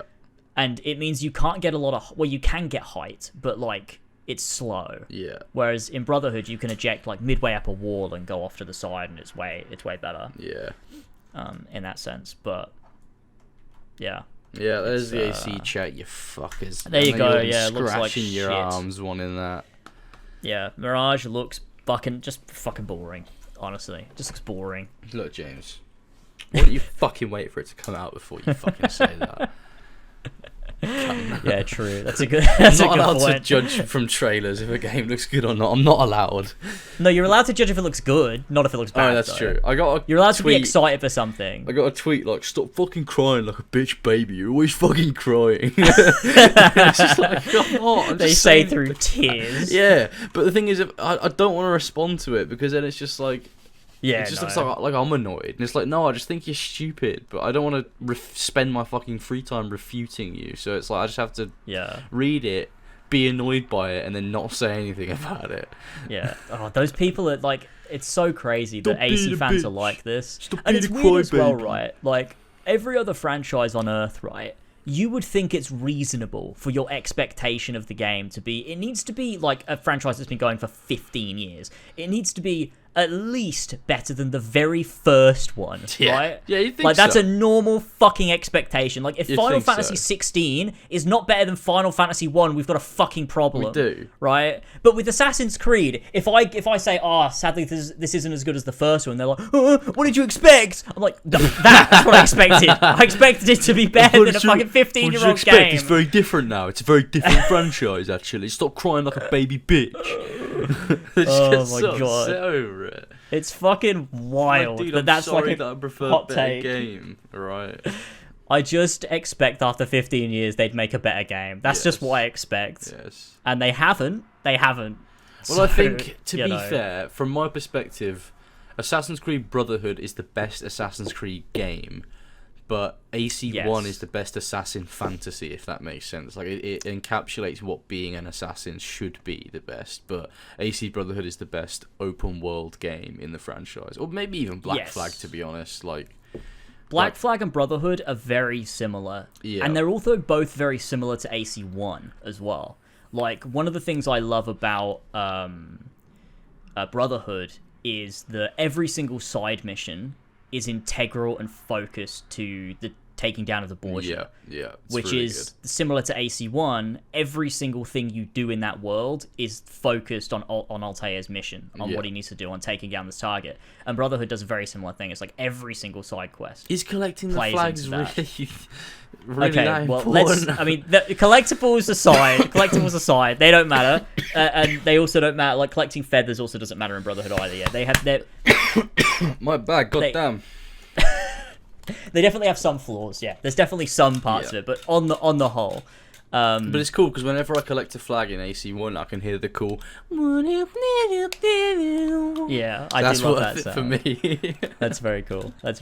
And I think as well, like Black Flag, like I've always said, is very much a game about the Creed. Like it like the title Assassin's Creed only makes sense in AC1 and Black Flag. In the others, it's loosely relevant. That is true. But- The Creed is not even mentioned in like any of them. Yeah, it's like maybe Origins, Revelations a maybe. bit. No. They say Creed a lot, but like there isn't one. This Like is our what's creed. the Creed? It's like it is a new creed. I'm like, okay, Bayek, what's the creed? And Do then you he want to tell doesn't me? No, establish the- no. There's no creed. There's no There's no tenets. There's no tenets. maxim. What's the creed? It's okay. What is it? They actually what's it called? They established the tenets in like the second DLC, so it's alright. Oh, they Bayek established becomes one assassin in tenet. the Yeah. DLC. It takes Bayek to his DLC. He establishes, we shouldn't harm innocents. That should be a tenet of our creed. Yeah, it took Like, him that oh long. my Well, I God, guess it dude, goes what without the saying because he fuck? was a Medjay, so he's not really about that. It's just like, Origins is, no. It's a fun game. It's a fun Egypt game. That's all it is. It's not. What do you mean? It's I mean, look, pretty when you fun. think about it, like, does it, like, look, the story doesn't, it doesn't really make any sense, and also, No, but like, no Assassin's Creed game story makes sense apart from no, like but I mean, one. it doesn't make sense, like, in a very basic sense, where, like, it just doesn't, like, it doesn't flow very well. I'm not even sure what the story's about. No, but it's got cool moments in it, so that's all that matters. Does it? Name one. The very beginning, where Bayek's shouting at that fat man in a tomb. I mean, yeah. Every time we get to see Abu Bakr Salim get angry, that's probably a decent scene. That is the best. That's the best part. Good isolated scene. But I think about it and I'm like, God, I enjoyed it at the time, but I couldn't imagine playing it again. Like the side quests, like I can't do it. I can't. Please do it, help man. me. There's crocodiles in the Nile. No shit. Don't go in the fucking Nile, then, you idiot. Or like you go to a bandit camp. Or like, to be fair, every fucking side quest in that game is, please help me. My brother has been captured. My brother, he's been captured by the bandits. And then you get there and he's dead. Or he's in a cage and you have to carry him out very slowly. Oh god. Oh Jesus, that is Origin side quests. Fuck me. Fucking Christ. It's got naval in it. It's so cool. Oh, the naval missions in Origins. Those so are bad. Those are so boring. How can you make the naval combat from AC4 boring? I don't know how you do that. Oh man, it's crazy as well. Like the game doesn't even really have an antagonist for most of it. Yeah, I was like, thinking that. You're like, doesn't. oh, we're facing this guy. Like there's a guy that killed our son, but like also he didn't. Bayek did. Bayek killed his son because he wouldn't stop moving when the guy moved out the way. Like, it's honestly, watching that scene back is so it's crazy awful. how it's framed. Like, he's pushing and then the guy moves and he just goes, I'm gonna just keep going. Like, you've got footage. Like, you could stop, man. You're a Magi. Like, have you never, like, been in a situation like this before? Like, at all. Well, not it's even not a with bit his like son. this. Yeah, but that's even more, like, I cannot understand. Not like, Hemu. also, the apple should activate when Hemu touches it. He's a descendant of Yeah, Aya, it who's a should, descendant of Cassandra. That is true. Something should happen here. Like, it's just, that yeah. That is very true. But it doesn't, because law doesn't matter. Why are we getting angry about this? I don't know, man. I can't do it. It's been out for 6 years. What are we doing? And it literally doesn't matter because it's retconned by Odyssey and then retconned again by Valhalla, so none of it matters. Exactly. None of it matters. Nothing matters anymore. Nothing's permanent. No, it's Everything's not. retconned. It's whatever... Assassin's Creed puts out a game, then retcons it with the next one. Yeah, like what's over the and over betting again. That Basim isn't even Loki in the next game. They just don't mention it. There's no like flashbacks to his life as an Isu. It's just like, nah, it never happened, bro. It didn't happen. About? He's not. Basim one. Assassin. I mean, they're literally already they're bringing it. Like Alamut Castle exists apparently now, and like Alamut? that was in AC1. Like it wasn't. Alamut. What didn't exist? Was that Alamut Castle? Yeah. That's the one. What in real life? That's where the assassins, like were created. Yeah. I've seen the pictures of the ruins. But in Assassin's Creed, it was always Masyaf, because the first game never mentions Alamut at all. Well, no, I always thought that Masyaf was just a replacement for that. And also, yeah, that was that. the point. They decided to make it Masyaf instead of Alamut, and then later on they go, oh no, this existed too. Like, it's so odd, not to go back to this again, but like the way that AC1 frames the assassins is just so vastly different, because it's like it's meant to be that Altair, after the events of AC1, spread out the assassins across the globe. That was the point. But then they later on be like, no, there were like so many random sects of assassins all over the place, and it's like, so nothing means anything anymore. No, it doesn't. Nothing does mean anything anymore. And Bayek created the Creed, but no, he didn't, because there's proto-assassins before him, so it doesn't even matter anyway. So it's not even the Origins anyway. There were proto-assassins, also not just Darius, he's a proto-assassin. Play as Darius? The one from the new game, Jade, codename Jade, the mobile game. When's that set? That's set, like, I think it's a couple hundred years after Darius or something. It's in China. Oh, I see. The classic so assassin is in China, yeah. And so it's before Bayek again, and he's an assassin wearing assassin robes and stuff. So, yeah, like, Bayek was actually pointless. Pointless. Yeah, they retconned all of Assassin's Creed canon so that they could then retcon it again. It's like they ran out of time periods again. They were like, shit, we need to go back further, guys. They're gonna go back to like when we were all single cell organisms and there was a hidden one in like the primordial soup in the ocean. It's assassinating high profile cells. It's a proto-assassin in the water. A proto-hidden one. And it's just a fucking single cell. He creates the tenets that are then forgotten. And then They're lost to time, and he also invents the hidden blade. he invents the molecular hidden blade. And there's a cutscene at the end where you see time passing rapidly, and like in the middle of like, you know, in like 600 BCE, you see the fucking Empire State Building being built, and then Darius finds the hidden blade. And it cuts to black, and Desmond goes, "What the fuck?" Oh God, that is the future of Assassin's Creed. Me. Either Creed's fucking so funny. either you like it or just don't talk about it. Alright. I think what I'll do is I'll not like it and talk about it. Cry baby. Oh my god. Okay, So let's talk about funny. something actually worth our time now. Yes, good. Jesus Christ. Those are all my topics. That's all I had on my list. Okay, So- let us do George's recommended. Okay, Let's phone's- do it. Oh, my phone's all the way over there. I've had for the past hour this tweet of Gollum on my screen. I'm just gonna send it to you. That's stupid harvests. This is that's the comparison image between the alpha. Oh And, yeah, I was looking at those pictures at the top earlier. Calm down, Oh, don't my hurt God. us. Not our hands. Shit. What?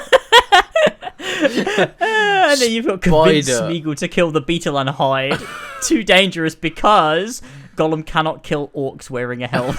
But he can kill orcs in general. Spider. The spider is still around. Wraiths, winged Nazgul are always watchful.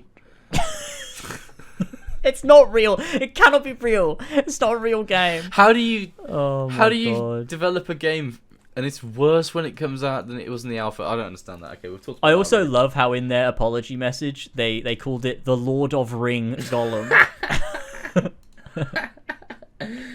Guys, don't Oh, be man. horrible to the Lord of Ring Gollum, okay? He's just a Yeah. little dude.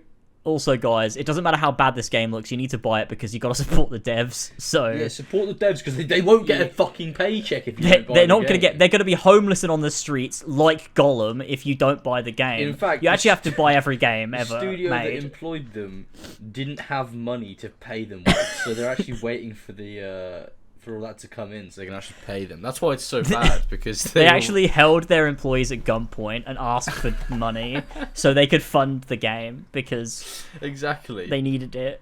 that's how it works. So there's that. Okay, so we have the recommended for today. Oh, I'm gonna read nice. out the titles. There is, I think it's like, was that 6 videos? Looks Okay, like it, yeah. so we have number 1 is Porcupines Protect Baby from Leopard. Oh, that's Number good. 2 is Cat Train. Number 3 is Baby Miniature Horse Chasing Me. Number 4 is Aluminium Smelter Overhead Crane Accident. Oh god. Number 4 is Cutting Down a Tree with a Shotgun. I mean, not just say number 4. Number 5 is Cutting Down a Tree with a Shotgun. And then number 6 is Reporter Makes Amazing Half-Court Shot, which I'm sure many people have seen, actually. I think it went viral a few years ago. But we'll start with Porcupine Protect Babies from Leopard. Nice, fantastic. Okay, I am good to go. I have an ad. There we go. Oh, what? Do you? I thought you had. Oh yeah, you have a different account signed in on PC, don't you? Yeah. That's I really could probably weird. sign in. I have it. No, I have it right there. I don't know. I like that it applies to all of the accounts tied to the email too. So I get premium on Lasers and on Lasers Rhymes. Actually, my mate made a And- new account for me to buy Oh, yeah. premium, so it's not for long-haired fox. I also have getting Ethan securely over 5k still. So I made Nolt to subscribe to Ethan when he was about to hit 5,000 subs. Like on your alts, alright, everyone. Like on Like your on your alts. ults. That's a throwback. Right, I'm ready to watch the porcupine. Okay, cool. Count us in. Okay. 3, 2, 1, play. Nice. This is 4k. Nice. No, it's not for me. It's in God. 720. My internet's not good enough to load it in 4K automatically. God. The porcupines are like, right, listen here. They're huge, aren't they? They are. If I were that leopard, I just would leave. He's hungry though, or she's hungry. Well, go eat something else. True. I mean, if you saw a big quilly gamer, I don't think I'd want to be going for it. Look at That's this. kind of cool. Perfect defense. Yeah, they're like Spartans or something with their like shield ball. He's got armor lock. Or... yeah. Like they're not even phased. Well, I guess they probably are pretty scared, but they're doing pretty well under pressure.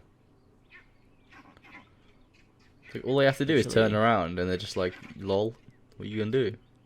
That's very cool that they've evolved so that they're like can be that sort of defensive. Yeah, it It's is very very cool. cool. It's really cool, and the baby is just like, "God damn!" And two And babies. that leopard is just like fucking got a mouthful of quills. Exactly. Looks like it's been stabbed, and it's like, trying to get one out of its Yeah. leg right now. Yeah, he's just fucking leave. Just get out of here. Honestly, just go find something else. Why don't you go pick on someone your own size, eh? I'm walking here. That's what they're saying right now. Those two porcupines. I guess there's 4 of them. Oh my Two God. Now it's just laying there. It's like, fuck, man. This is rough. It's always funny when cats fail to do something because it's like they just look so silly. Because you're used to cats succeeding in basically everything they do. Look at him. He's like, fuck. I've embarrassed myself here on camera as well. The humans are watching as well. Fuck. Literally, if you want someone to eat, wait, he's trying to eat the fucking quill. That's not gonna taste good, bro. Just gotta eat some grass, dude. I like the noises they're making. Literally, all the thing has to do is run slightly down here, and you can eat the person with the camera. True. That's very true. Unless they're in a car. Ooh. Oh, he spotted him. He's like, what the fuck? Goodbye. Oh no, I've been caught. Oh, he's looking back again. But we all know cameraman can't die, so. Wow, There we go. That's porcupine. that's fantastic. I like Protect that. babies. The top comment. What The is top it? comment is the importance of having both parents. Somehow they've turned it into like some sort of like, I don't know, sexist or homophobic position or something. Or like anti-single parent. Oh my God, that's so funny. That's insane. That's so Average fucking YouTube funny. comment. Average Jesus anything. Christ. Like average social media comment where it will be completely unrelated and they'll find a way to relate it to some like social issue. It's like, fuck off, just enjoy the video I of the know. animals. God damn. Okay. Wokeism Cat strikes train. again. Yeah, cat train. Wokeism. I guess the video is not Alright. actually called cat train, it's called Do You Want to Take This Train? And then a bold letter I after I don't know why it. that is there. Maybe it's the first of many. Oh yeah, maybe it's the first. Oh, it looks one. like it, yeah, because there's Well, one there's in a my sequel, but the sequel's recommended. not- What's Is that that? the have you got the same one? Have you got the same one as me? in I have Recommended? Do You Still Want to Ride the Train? 3. Oh no, I've got. Do you still want to take this train? And then there's no number after it. Oh! So where's 2? There's no 3. I found 3 though. There's 3. I can see 3. Do you still want to ride this train? Long version 4. Oh, no, that's 9. That's fucking 9. 9! Jesus. God damn. All right. Right. I'm ready for this cat train. Okay. Oh, I didn't count it down. 3, 2, 1, play. Oh my God, look at him. Cat chilling. This is such a weird like angle because like the cat genuinely does look big. It Like looks everything looks huge. big. It's amazing. Look at that paw. Cat is like, what the hell this? He just put his face in it. If I fit, I sit. I Look love at it. that. He's just sitting in this giant world. Looks fucking massive. That's so funny. It's like Jormungandr if it was a fucking cat. The world It's actually really cat. cool. Yeah, it's pretty cool. I like this. Who thought to do this? A genius. A genius They did it amongst men. 9 times. That's true. What the fuck? Well, this got 5 million views, so I'm sure they were like, you know what? Let's make multiple. I That don't makes blame sense. them. I would do the same thing. It's so cute. Look at his big face. That's great. It's like you go around the corner and the cat could just be there. You never know. Cross the bridge. This is a cool little like setup thing they've got here. It is. I like it actually. Little model train sort of journey. Look at how cute it is. There's a dude in the background with like the control for it.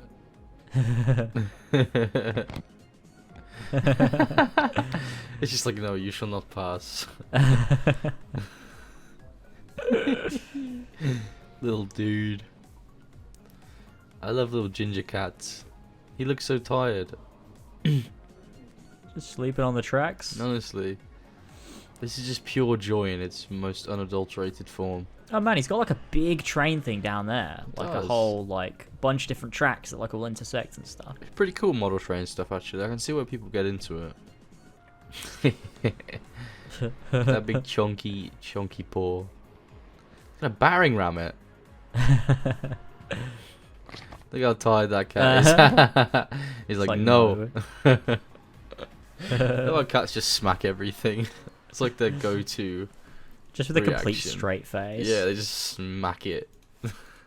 Oh, there we great. go. That's that Cat good. Train. I liked that. Good video.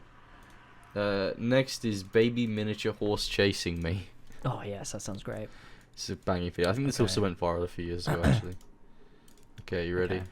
Yes. 3, 2, 1, play. What are you doing? It's clopping about. I love the way it runs. It's so funny.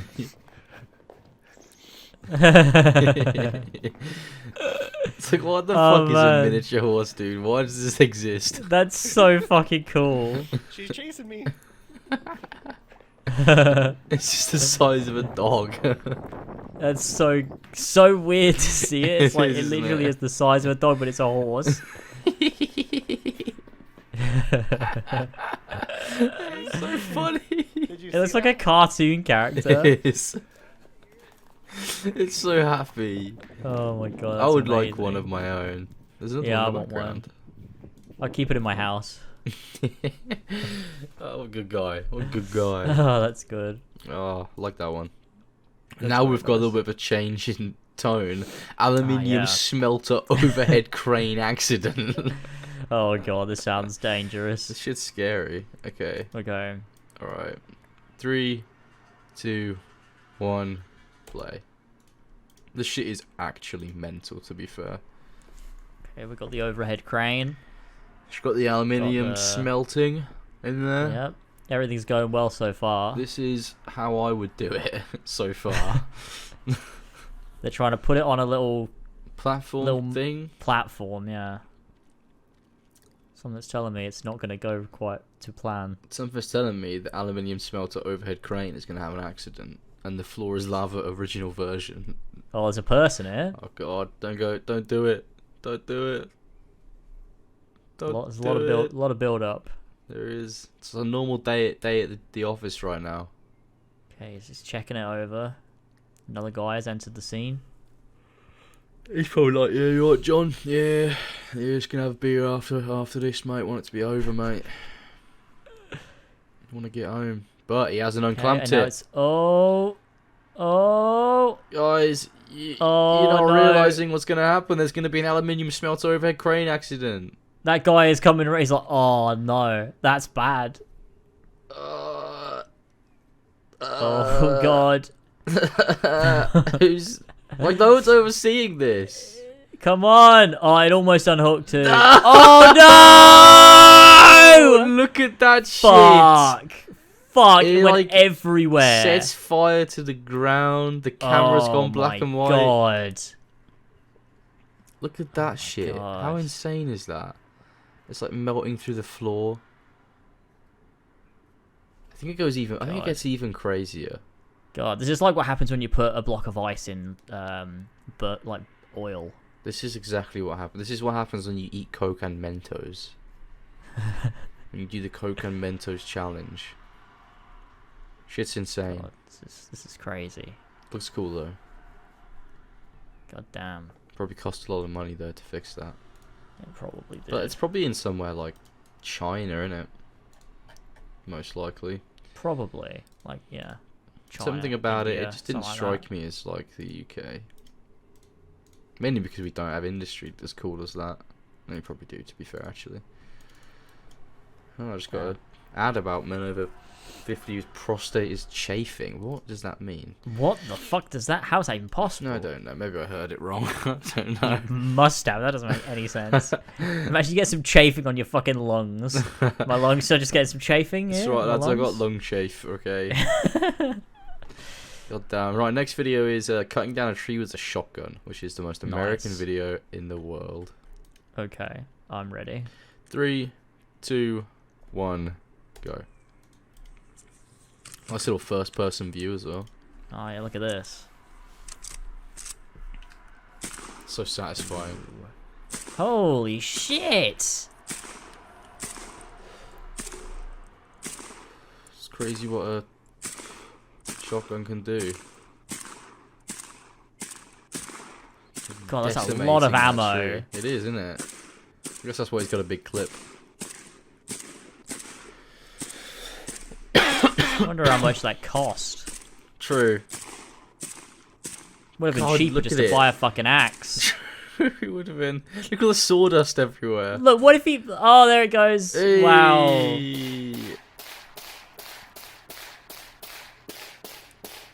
It's just insane. That's crazy that it's like still standing, That's true. even like that. Looks like it's a slightly rotted tree as well, to be fair. So this isn't even like a full strength tree. There we go. Wow. He's done it. What a great use of time. I mean, we got him 6.9 million views, so the Yeah, ammo that he true. expended was paid He for definitely itself. made that back, yeah. For sure. Damn. Okay, that's a great Okay. video. And then Alright. last one we have is Reporter makes amazing half-court shot. I'm sure a Okay. lot of people watching, maybe even you, will recognize this video. It's a it's a fucking classic. Right. Okay, nice. Oh. Okay, 3, 2, 1, play. What was supposed to be a prank on a teacher instead backfired on the students. A blindfolded half-court shot that is now the talk of campus and beyond.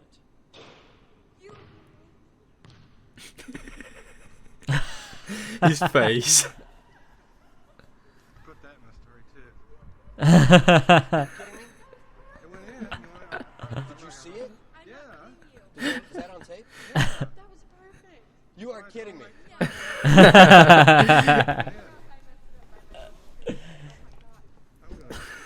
Did that really go in? Yeah, it went in. It's amazing because he Oh, was doing man. a story on a kid getting it in from the halfway point of the court, blindfolded. He did the same thing while doing a That's story on so it. fucking funny. That's crazy. That's wild that is a thing that happens. It's brilliant. I love that video so much. Like he's just the way he stands there, like just after it happens, like looking around dumbfounded. It's so funny. That's so fucking funny. It's a great That's video. amazing. I fucking love love it. that. That's great. It's a banger. Alright, that's the end of George's recommended for this week.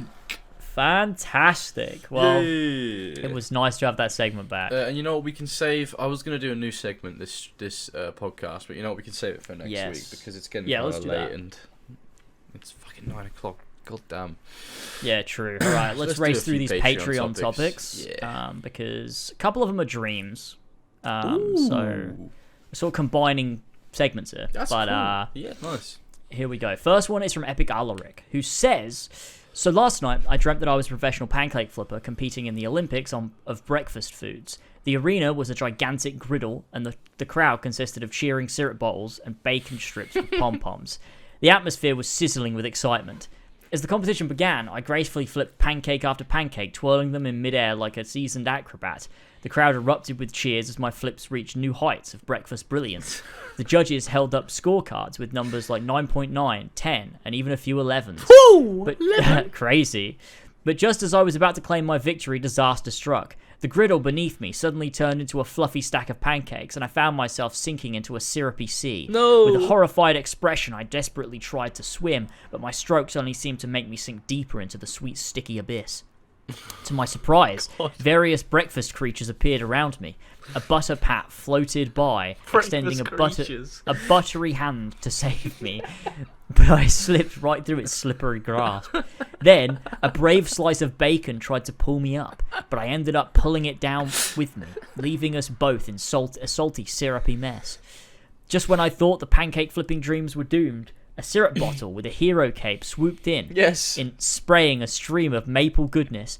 The syrup formed a sticky ladder, and with newfound hope, I climbed my way to the surface. Fuck.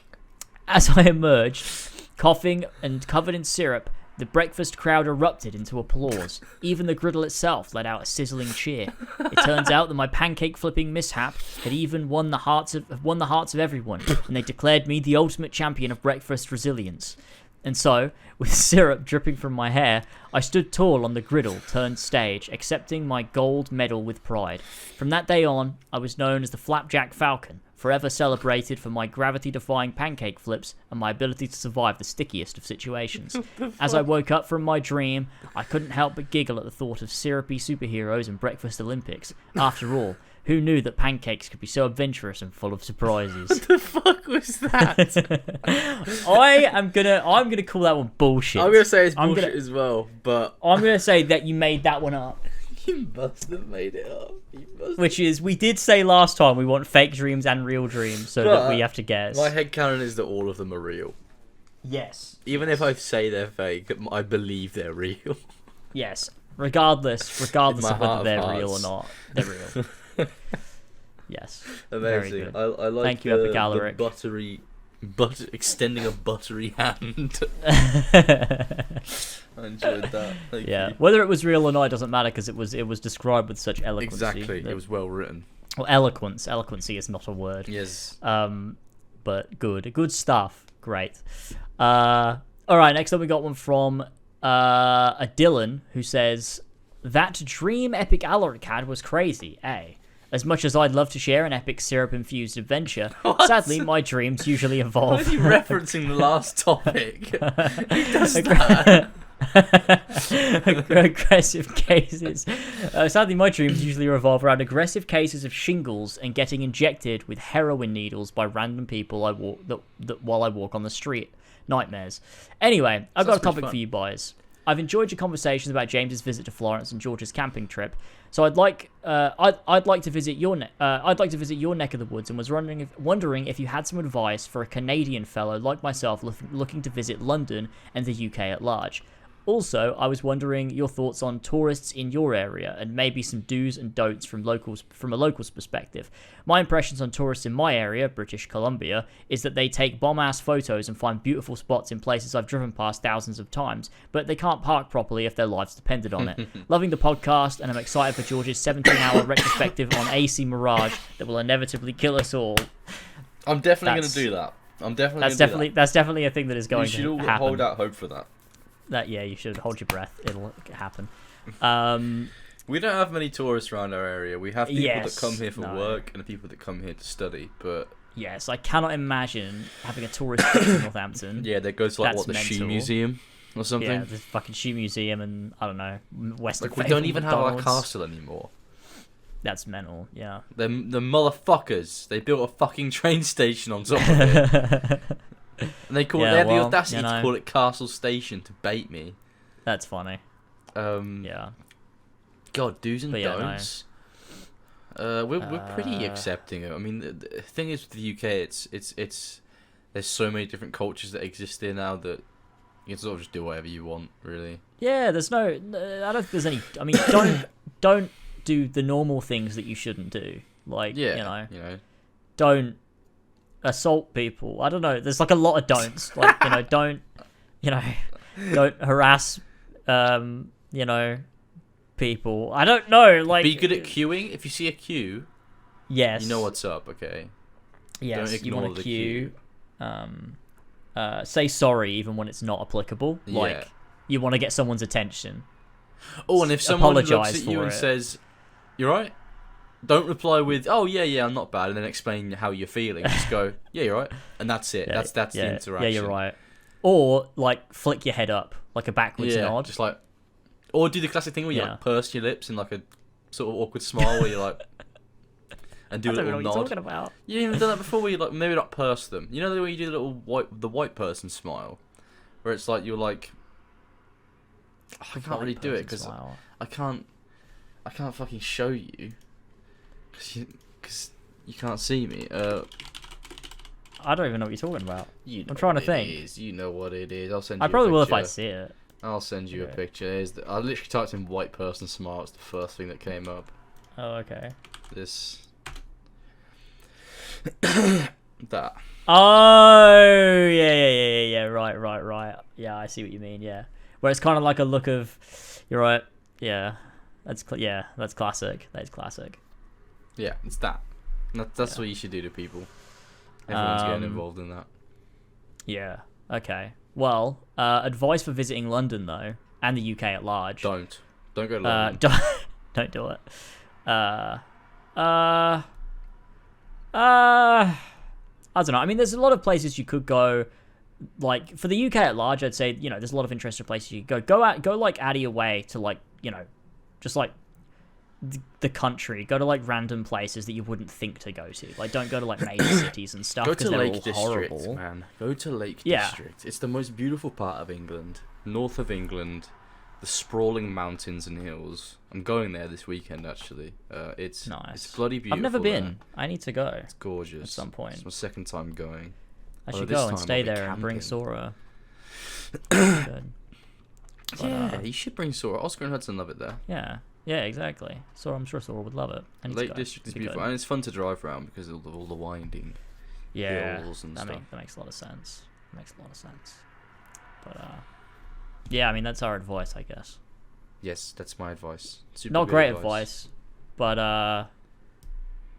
yeah, cool. Yeah, enjoy. I enjoy it. If Hope you you come enjoy here- England. It is a beautiful place. We have tons of history. If you seek out some of our castles and stuff. Yeah. we've Go got to beautiful Kenilworth. Castles. Go Go to to Kenilworth Kenilworth Castle. Castle. Go to the bit Yeah. of stones. You could do that. Go to the bit of stones. Yeah, exactly. That's exactly. Everyone should do that. If you're gonna visit the UK and you're coming to England, go to Kenilworth Castle because Kenilworth is a nice little town as well. You could probably like go get a meal somewhere. It'd be nice.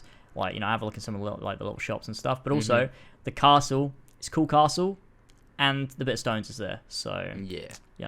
I also Yeah, it's also recommend cheap. like Stratford upon Avon, like Oxford, Bath, like cities Oxford's and nice. towns that have history in them. Because like Stratford, that's where Shakespeare was born. There's still tons of Tudor architecture there. Oxford's Yeah. beautiful. There's a lot of Oxford's Gothic so nice, architecture yeah. there, and Bath it's got the Roman baths still there as well. So you can go visit those. We do have a ton of history. I mean, the amount of people that have lived on this island dating all the way back to the Romans and even before that, like we have so much history, so just Yeah. that's a plus of coming to the UK. If you go to the right places, like you go to Stonehenge, you go to fucking Stonehenge, man. True. Yeah. That's super just cool. Just don't go to like I don't know Birmingham. Yeah, like what's in you know. Birmingham? Unless it depends on what you like, if you like, I don't know, I mean, if you like, cities. The unexpected, maybe Birmingham's a place to go. shining blade in the night coming for you. you, Then go to you really Birmingham. never know. Like it's, you never know. Will you make it home? Maybe, maybe not. Maybe Who not. knows? You never Depends know. on how they're with feeling on that Birmingham. night. The Birmingham people, Yeah, it's the Birminghamians. Birminghamians. That's who they are. Yeah, anyway, enjoy. All right, next topic we got is from Disciple Nick Zan, who says, "G'day, James and George. I hope you're both doing very well. First off, I'm sorry to James as I've not watched your Jedi Survivor video yet, but as soon as I get around to playing the game myself, I'll give it a good old watch." I appreciate that, Nick. Good luck. Today, I've got some news, some good news, and I've got some weird news.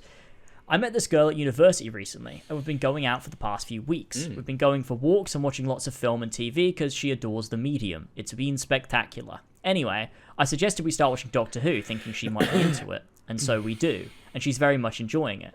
And we get to Dalek, and her response to the Dalek is, "It's so adorable." And honestly, I was speechless. After hearing that, there was no possible way of explaining how they're one of the most terrifying villains of all time to me. It wasn't even a conceivable opinion to me before she said that. But my question to you is, what would you say to the woman next to you on the couch if their response to the Daleks was that they're adorable? This is quite possibly the weirdest thing I've ever heard. And we're at Army of Ghosts at the moment, so it's going to be interesting getting through this finale. Anyway, enough of my ramblings. Thanks, guys, and enjoy your week. Nick. How would I react? Just laugh and then move on.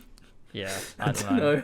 No. Like, that's... I mean, Daleks That's aren't funny. scary. They're not actually scary. Like, they don't look scary. They're scary in the sense that, like, if I came across one in the street, like... And it was real. And it was real, I would shit myself because that's space Nazi that probably is going to kill me. Yeah. But They are kind of like, cute. I think the thing with Dalek as well, that episode is, it purposefully depicts it as vulnerable and True. innocent True. at first. So that's actually a pretty normal reaction to have, because the point is you're supposed to see it as this vulnerable creature, and when the Doctor starts shocking it, you're supposed to be like, wait, what the fuck? Like, why is he doing that? Like, this Starts hitting it person on that the we've head seen with a big that metal tries to save stick. everyone, and he always gives the villains a chance every single time he gives them a chance. Mm. This vulnerable alien creature, what the fuck is he doing that for? Yeah. Like, and then that gives it that weight, and then you explore it more, and you realize what Daleks are, and then the episode goes on to show it just tearing the base apart and stuff. Yeah, what a good So, episode! What a good fucking episode! of Great Doctor Who. episode. It's one of the Very best. good. One of the Yeah, best. definitely one of the best. Definitely for sure. But yeah, I mean, Dalek is Daleks good. are kind of cute. Like, even when you've got the Court of Skara and they're sitting there and they're all in a little circle and they're all chilling, talking to each other, moving their little plungers around, like, they are kind of cute still. Even if they're trying to kill everyone, like... And when they're having that little, like, you know... They're having, like, a fucking argument with the Cybermen and they're, like, dissing them and Oh, shit. yeah. Like, That's shit's- funny. That shit's hilarious. Yeah. Like, they're not scary. But they would be scary, like, if they were real. If the Daleks Yeah, came yeah, in my yeah. room right now, I'd be like, shit, I'm fucked. Yeah. It's not like the Weeping Angels where they're scary to look at. Yeah. Like, you look at a Weeping Angel and it's like, it's creepy. Like, you don't like it. You look at a Dalek, you're like, they look cool. Like, Yeah. I think Daleks are cool. They are pretty cool. Like, specifically the Russell T Davies era Dalek. What are they called? The Paradigm? No, not the Paradigm Daleks. That's They're just, the shit one. they're just gold Daleks. Yeah, the gold Daleks, those ones. Yeah, Those the are RTD best Daleks ones. are sick, yeah. Well, they've never been outdone because they just keep bringing them back. Yeah.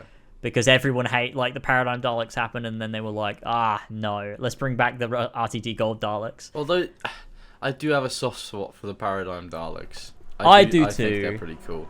I don't hate them, but I think what I dislike more is the color, like, of them. The fact they were all different colors. If they I were all kind like of love that black too. or something. There was no like, green one, I though, don't which know. pissed me off. Was there not a green No, one? I don't think there was. I swear there was. I swear there wasn't. Yellow, red, white. Oh no, there wasn't. It was orange, not green. Yeah, and it was like... There wasn't that green to even out the colour palette, and it really pissed me off as a It's kid. actually really weird because they've got a yellow one and a red one. So why'd you go with orange? Exactly. Because the other side to the blue would have been green. Like, that would have made sense. Mhm. Red, blue, white, green, yellow. They but do didn't look do really that. cool, though. I actually I like think the you colour could scheme. do. I think you could do if you did darker colors and also that if they were shiny instead of like matte paint. Mm. I reckon they'd look sick. This looks cool. Hang on, this looks fucking sick. Let me throw this in Discord here. Try and remember to put it on screen, but I always forget. That's how that. it is. Yeah, like darker. They look sick. Yeah, they that do looks look cool. For Yeah. sure. I think the white, the red, and the blue, when they're dark, work the best. The yellow I Yeah. can live without. The orange I can live without. It's those Yeah. three colours there that definitely hit. Yeah, they do look very fucking cool, but still not as good as the gold ones. Gold ones, great. Just because of the blue eyes, like, how can you get rid of the blue eye stalk? How are you gonna do that?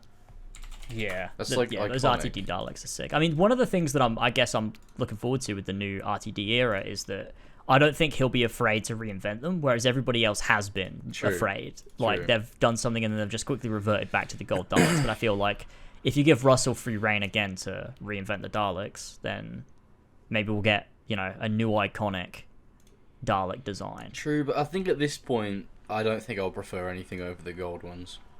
No, I don't either. They're iconic and Just classic because and, they're part of my childhood. It's like I look at that and it takes me back to being a little kid.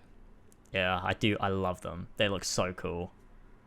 God, they look so man. cool. They're the most British fucking sci-fi villain ever. I know.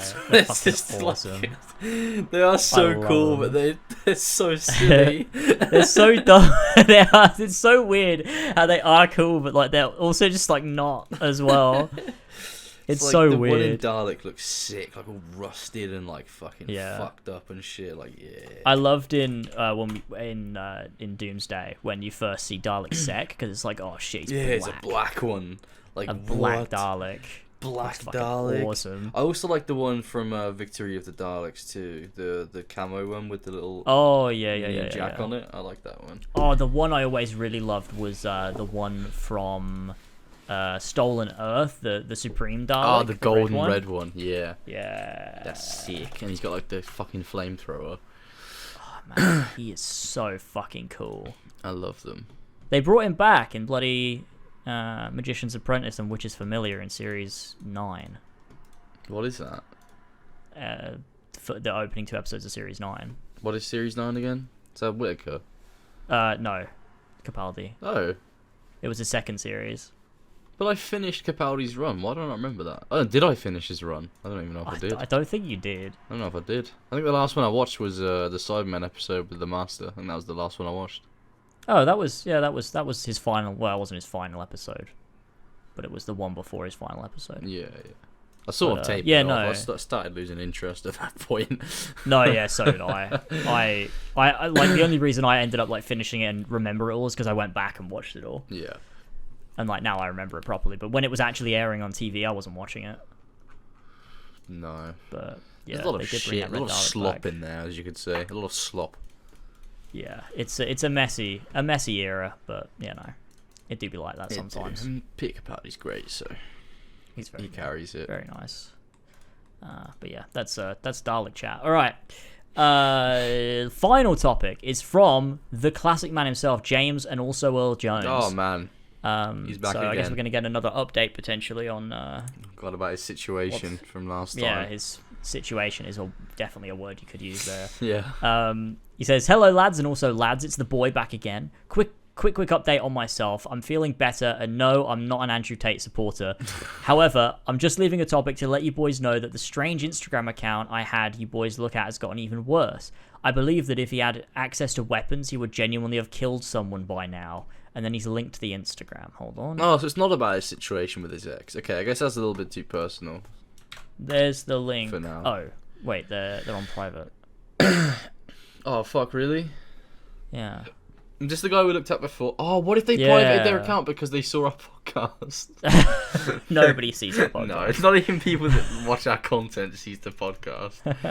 I am the Alpha and the Omega, the beginning and the end, the King of Kings, Lord of Lords, the Almighty, true and living God, Yahweh, Prince of Peace, Messiah, Wow.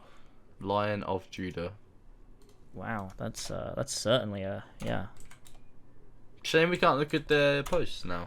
I'm just logging into my Instagram because I want to see if I followed him and he accepted it. I'm not sure. That might be something that I did. Come on. No, never mind. I didn't follow him. Damn it. Damn. Oh well, we're not going to get to that update. but That's okay. fine. Well, I'm glad to hear you're doing better, James and Earl Jones.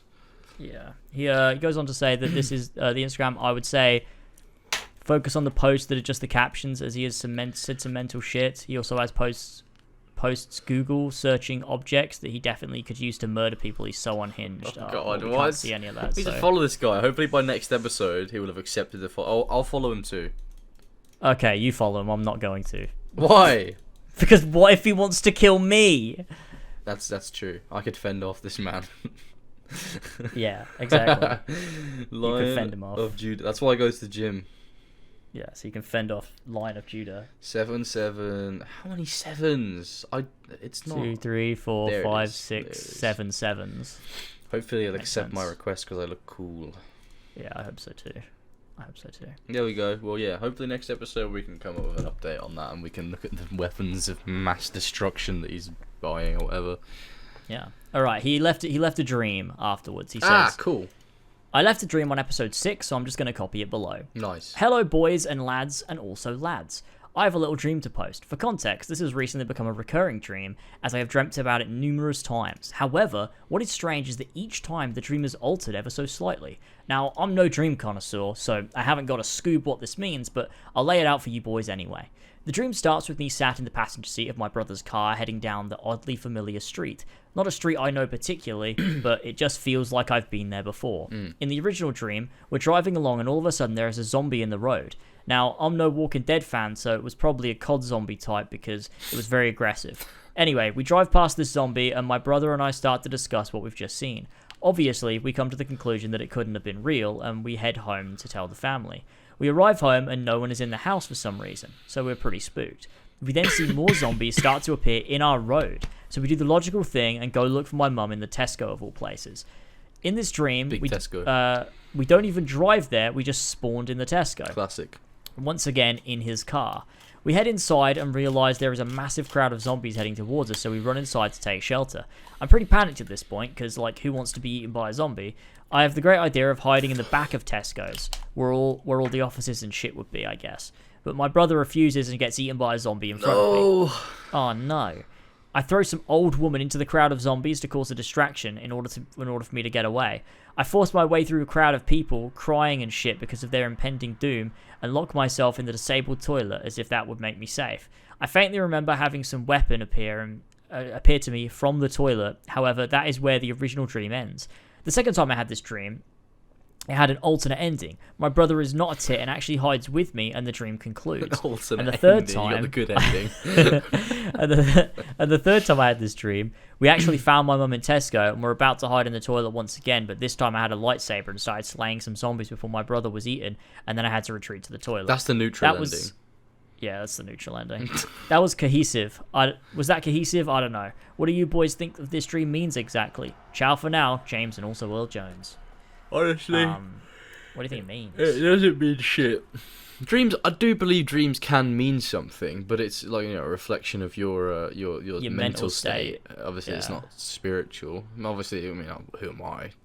It could be spiritual. I don't fucking know. I don't particularly believe it is, but what could it mean? Yeah. Maybe you play Jedi Survivor and you think about zombies a lot in your subconscious. I don't know. I have no idea. Maybe you need to reflect on how willing you are to take responsibility for yourself Yeah, man. and not use others' actions as a crutch to cope with what you've done. That's why you threw the old woman into the crowd of zombies, because you had disregard for her and wanted to save yourself, and it was the easy thing to do. Exactly. See, Yeah. that might be it. I think I've got it. I think I've cracked it. I should be a dream therapist. Exactly. I probably is a real occupation. Let me Google that right now. I'm sure some therapists do use your dreams as a way to like look into your psyche and be like, look, the reason that you keep dreaming about this is because you're thinking about this, and this like reflects on this, like, you know. My favorite dream therapy is a real thing. My favorite type of therapy is where they show you the weird ink splotches and they go, "What's that look like? Does that look like a weird guy?" And you go, "Looks like a weird guy." And they go, "Yep, yes, it does." Hey, what's this? It kind of looks a bit like a raccoon. Or does it look like a gun? I don't know. Maybe. The beginning of Fallout New Vegas, you have those weird little... The doctor that saves your life because you get shot in the head again and again. Doctor that saves your life. He shows you little ink splotches. And there was one of the options that it looks like something, but there was no option dialogue to choose it. So modders added it in. There's like a dialogue option to choose that. It's fucking brilliant. That's great. Yeah, That's good. time. That's my experience with ink splotch, whatever I don't know what interpretive therapy. I don't know what it even is. Yeah, I have no clue. Neither do Cool. I. Nice. Oh, Alright, yeah, well, that's it. that's That's the it end for of the today's Patreon topics. episode. We did it! Amazing. Wonderful. We were going to do a episode of different, books. what's it called? Topic? I mean, not topic. Segment. I have a segment. We'll do it next episode, but I'll just tell everyone what it is. Where I take 3 random articles. There's a section on like the Sky News website of like odd or weird articles. I went in there and there's some weird shit in there, and I found 3 articles, and we'll read them next podcast. And that'll be fun. That's gonna be good. That's gonna be good. I'm looking forward to it. Yes. That will be very nice. It'll be like Simon's Peculiar Portions from the Yogscast, or yeah. It'll be like the old days where we used to just copy the Yogscast. yeah, we can do that again. I mean, I'm still copying Hello, the Yogscast everyone. all this Welcome time back. later. Welcome back to Hello, Horsey and Fox. I'm George. I'm Horsey and Fox. Oh god. Using like Classic. Ren and Stimpy music. Oh man, that's what I should have picked. That's what I should have picked for the intro music. I didn't even think about that. that's That would have true. been. That would have been good. Look, in Could have the used a Man About rebrand- Town or. In the rebrand of Horsey and Fox, we'll just completely copy the Yogpod, because the Yogpod doesn't even exist anymore, so it will just True. be Horsey and Fox podcast, and that's what people will remember us for. And we get people to write in about stories. We can do letters from the Yognauts, but they're not. That's called what we'll call it. Yognauts. No, we'll call it that. That's what we're gonna call it. Oh god, this is Jesus such a Christ. niche reference as well. I don't know how many people remember the Yogscast. Yeah, true. It used to be a big thing. Now it's not. I still listen to their podcast every year around Christmas. I listen to the entirety of the Yogpod. Oh, that's good. It's so good because I mean the first episode, the first episode is called Snowcast because it's set around winter, so it's always like a nice way to start off December is listening to that because it's like, oh, it's all cold. The Yogscast are on. I'm loving it.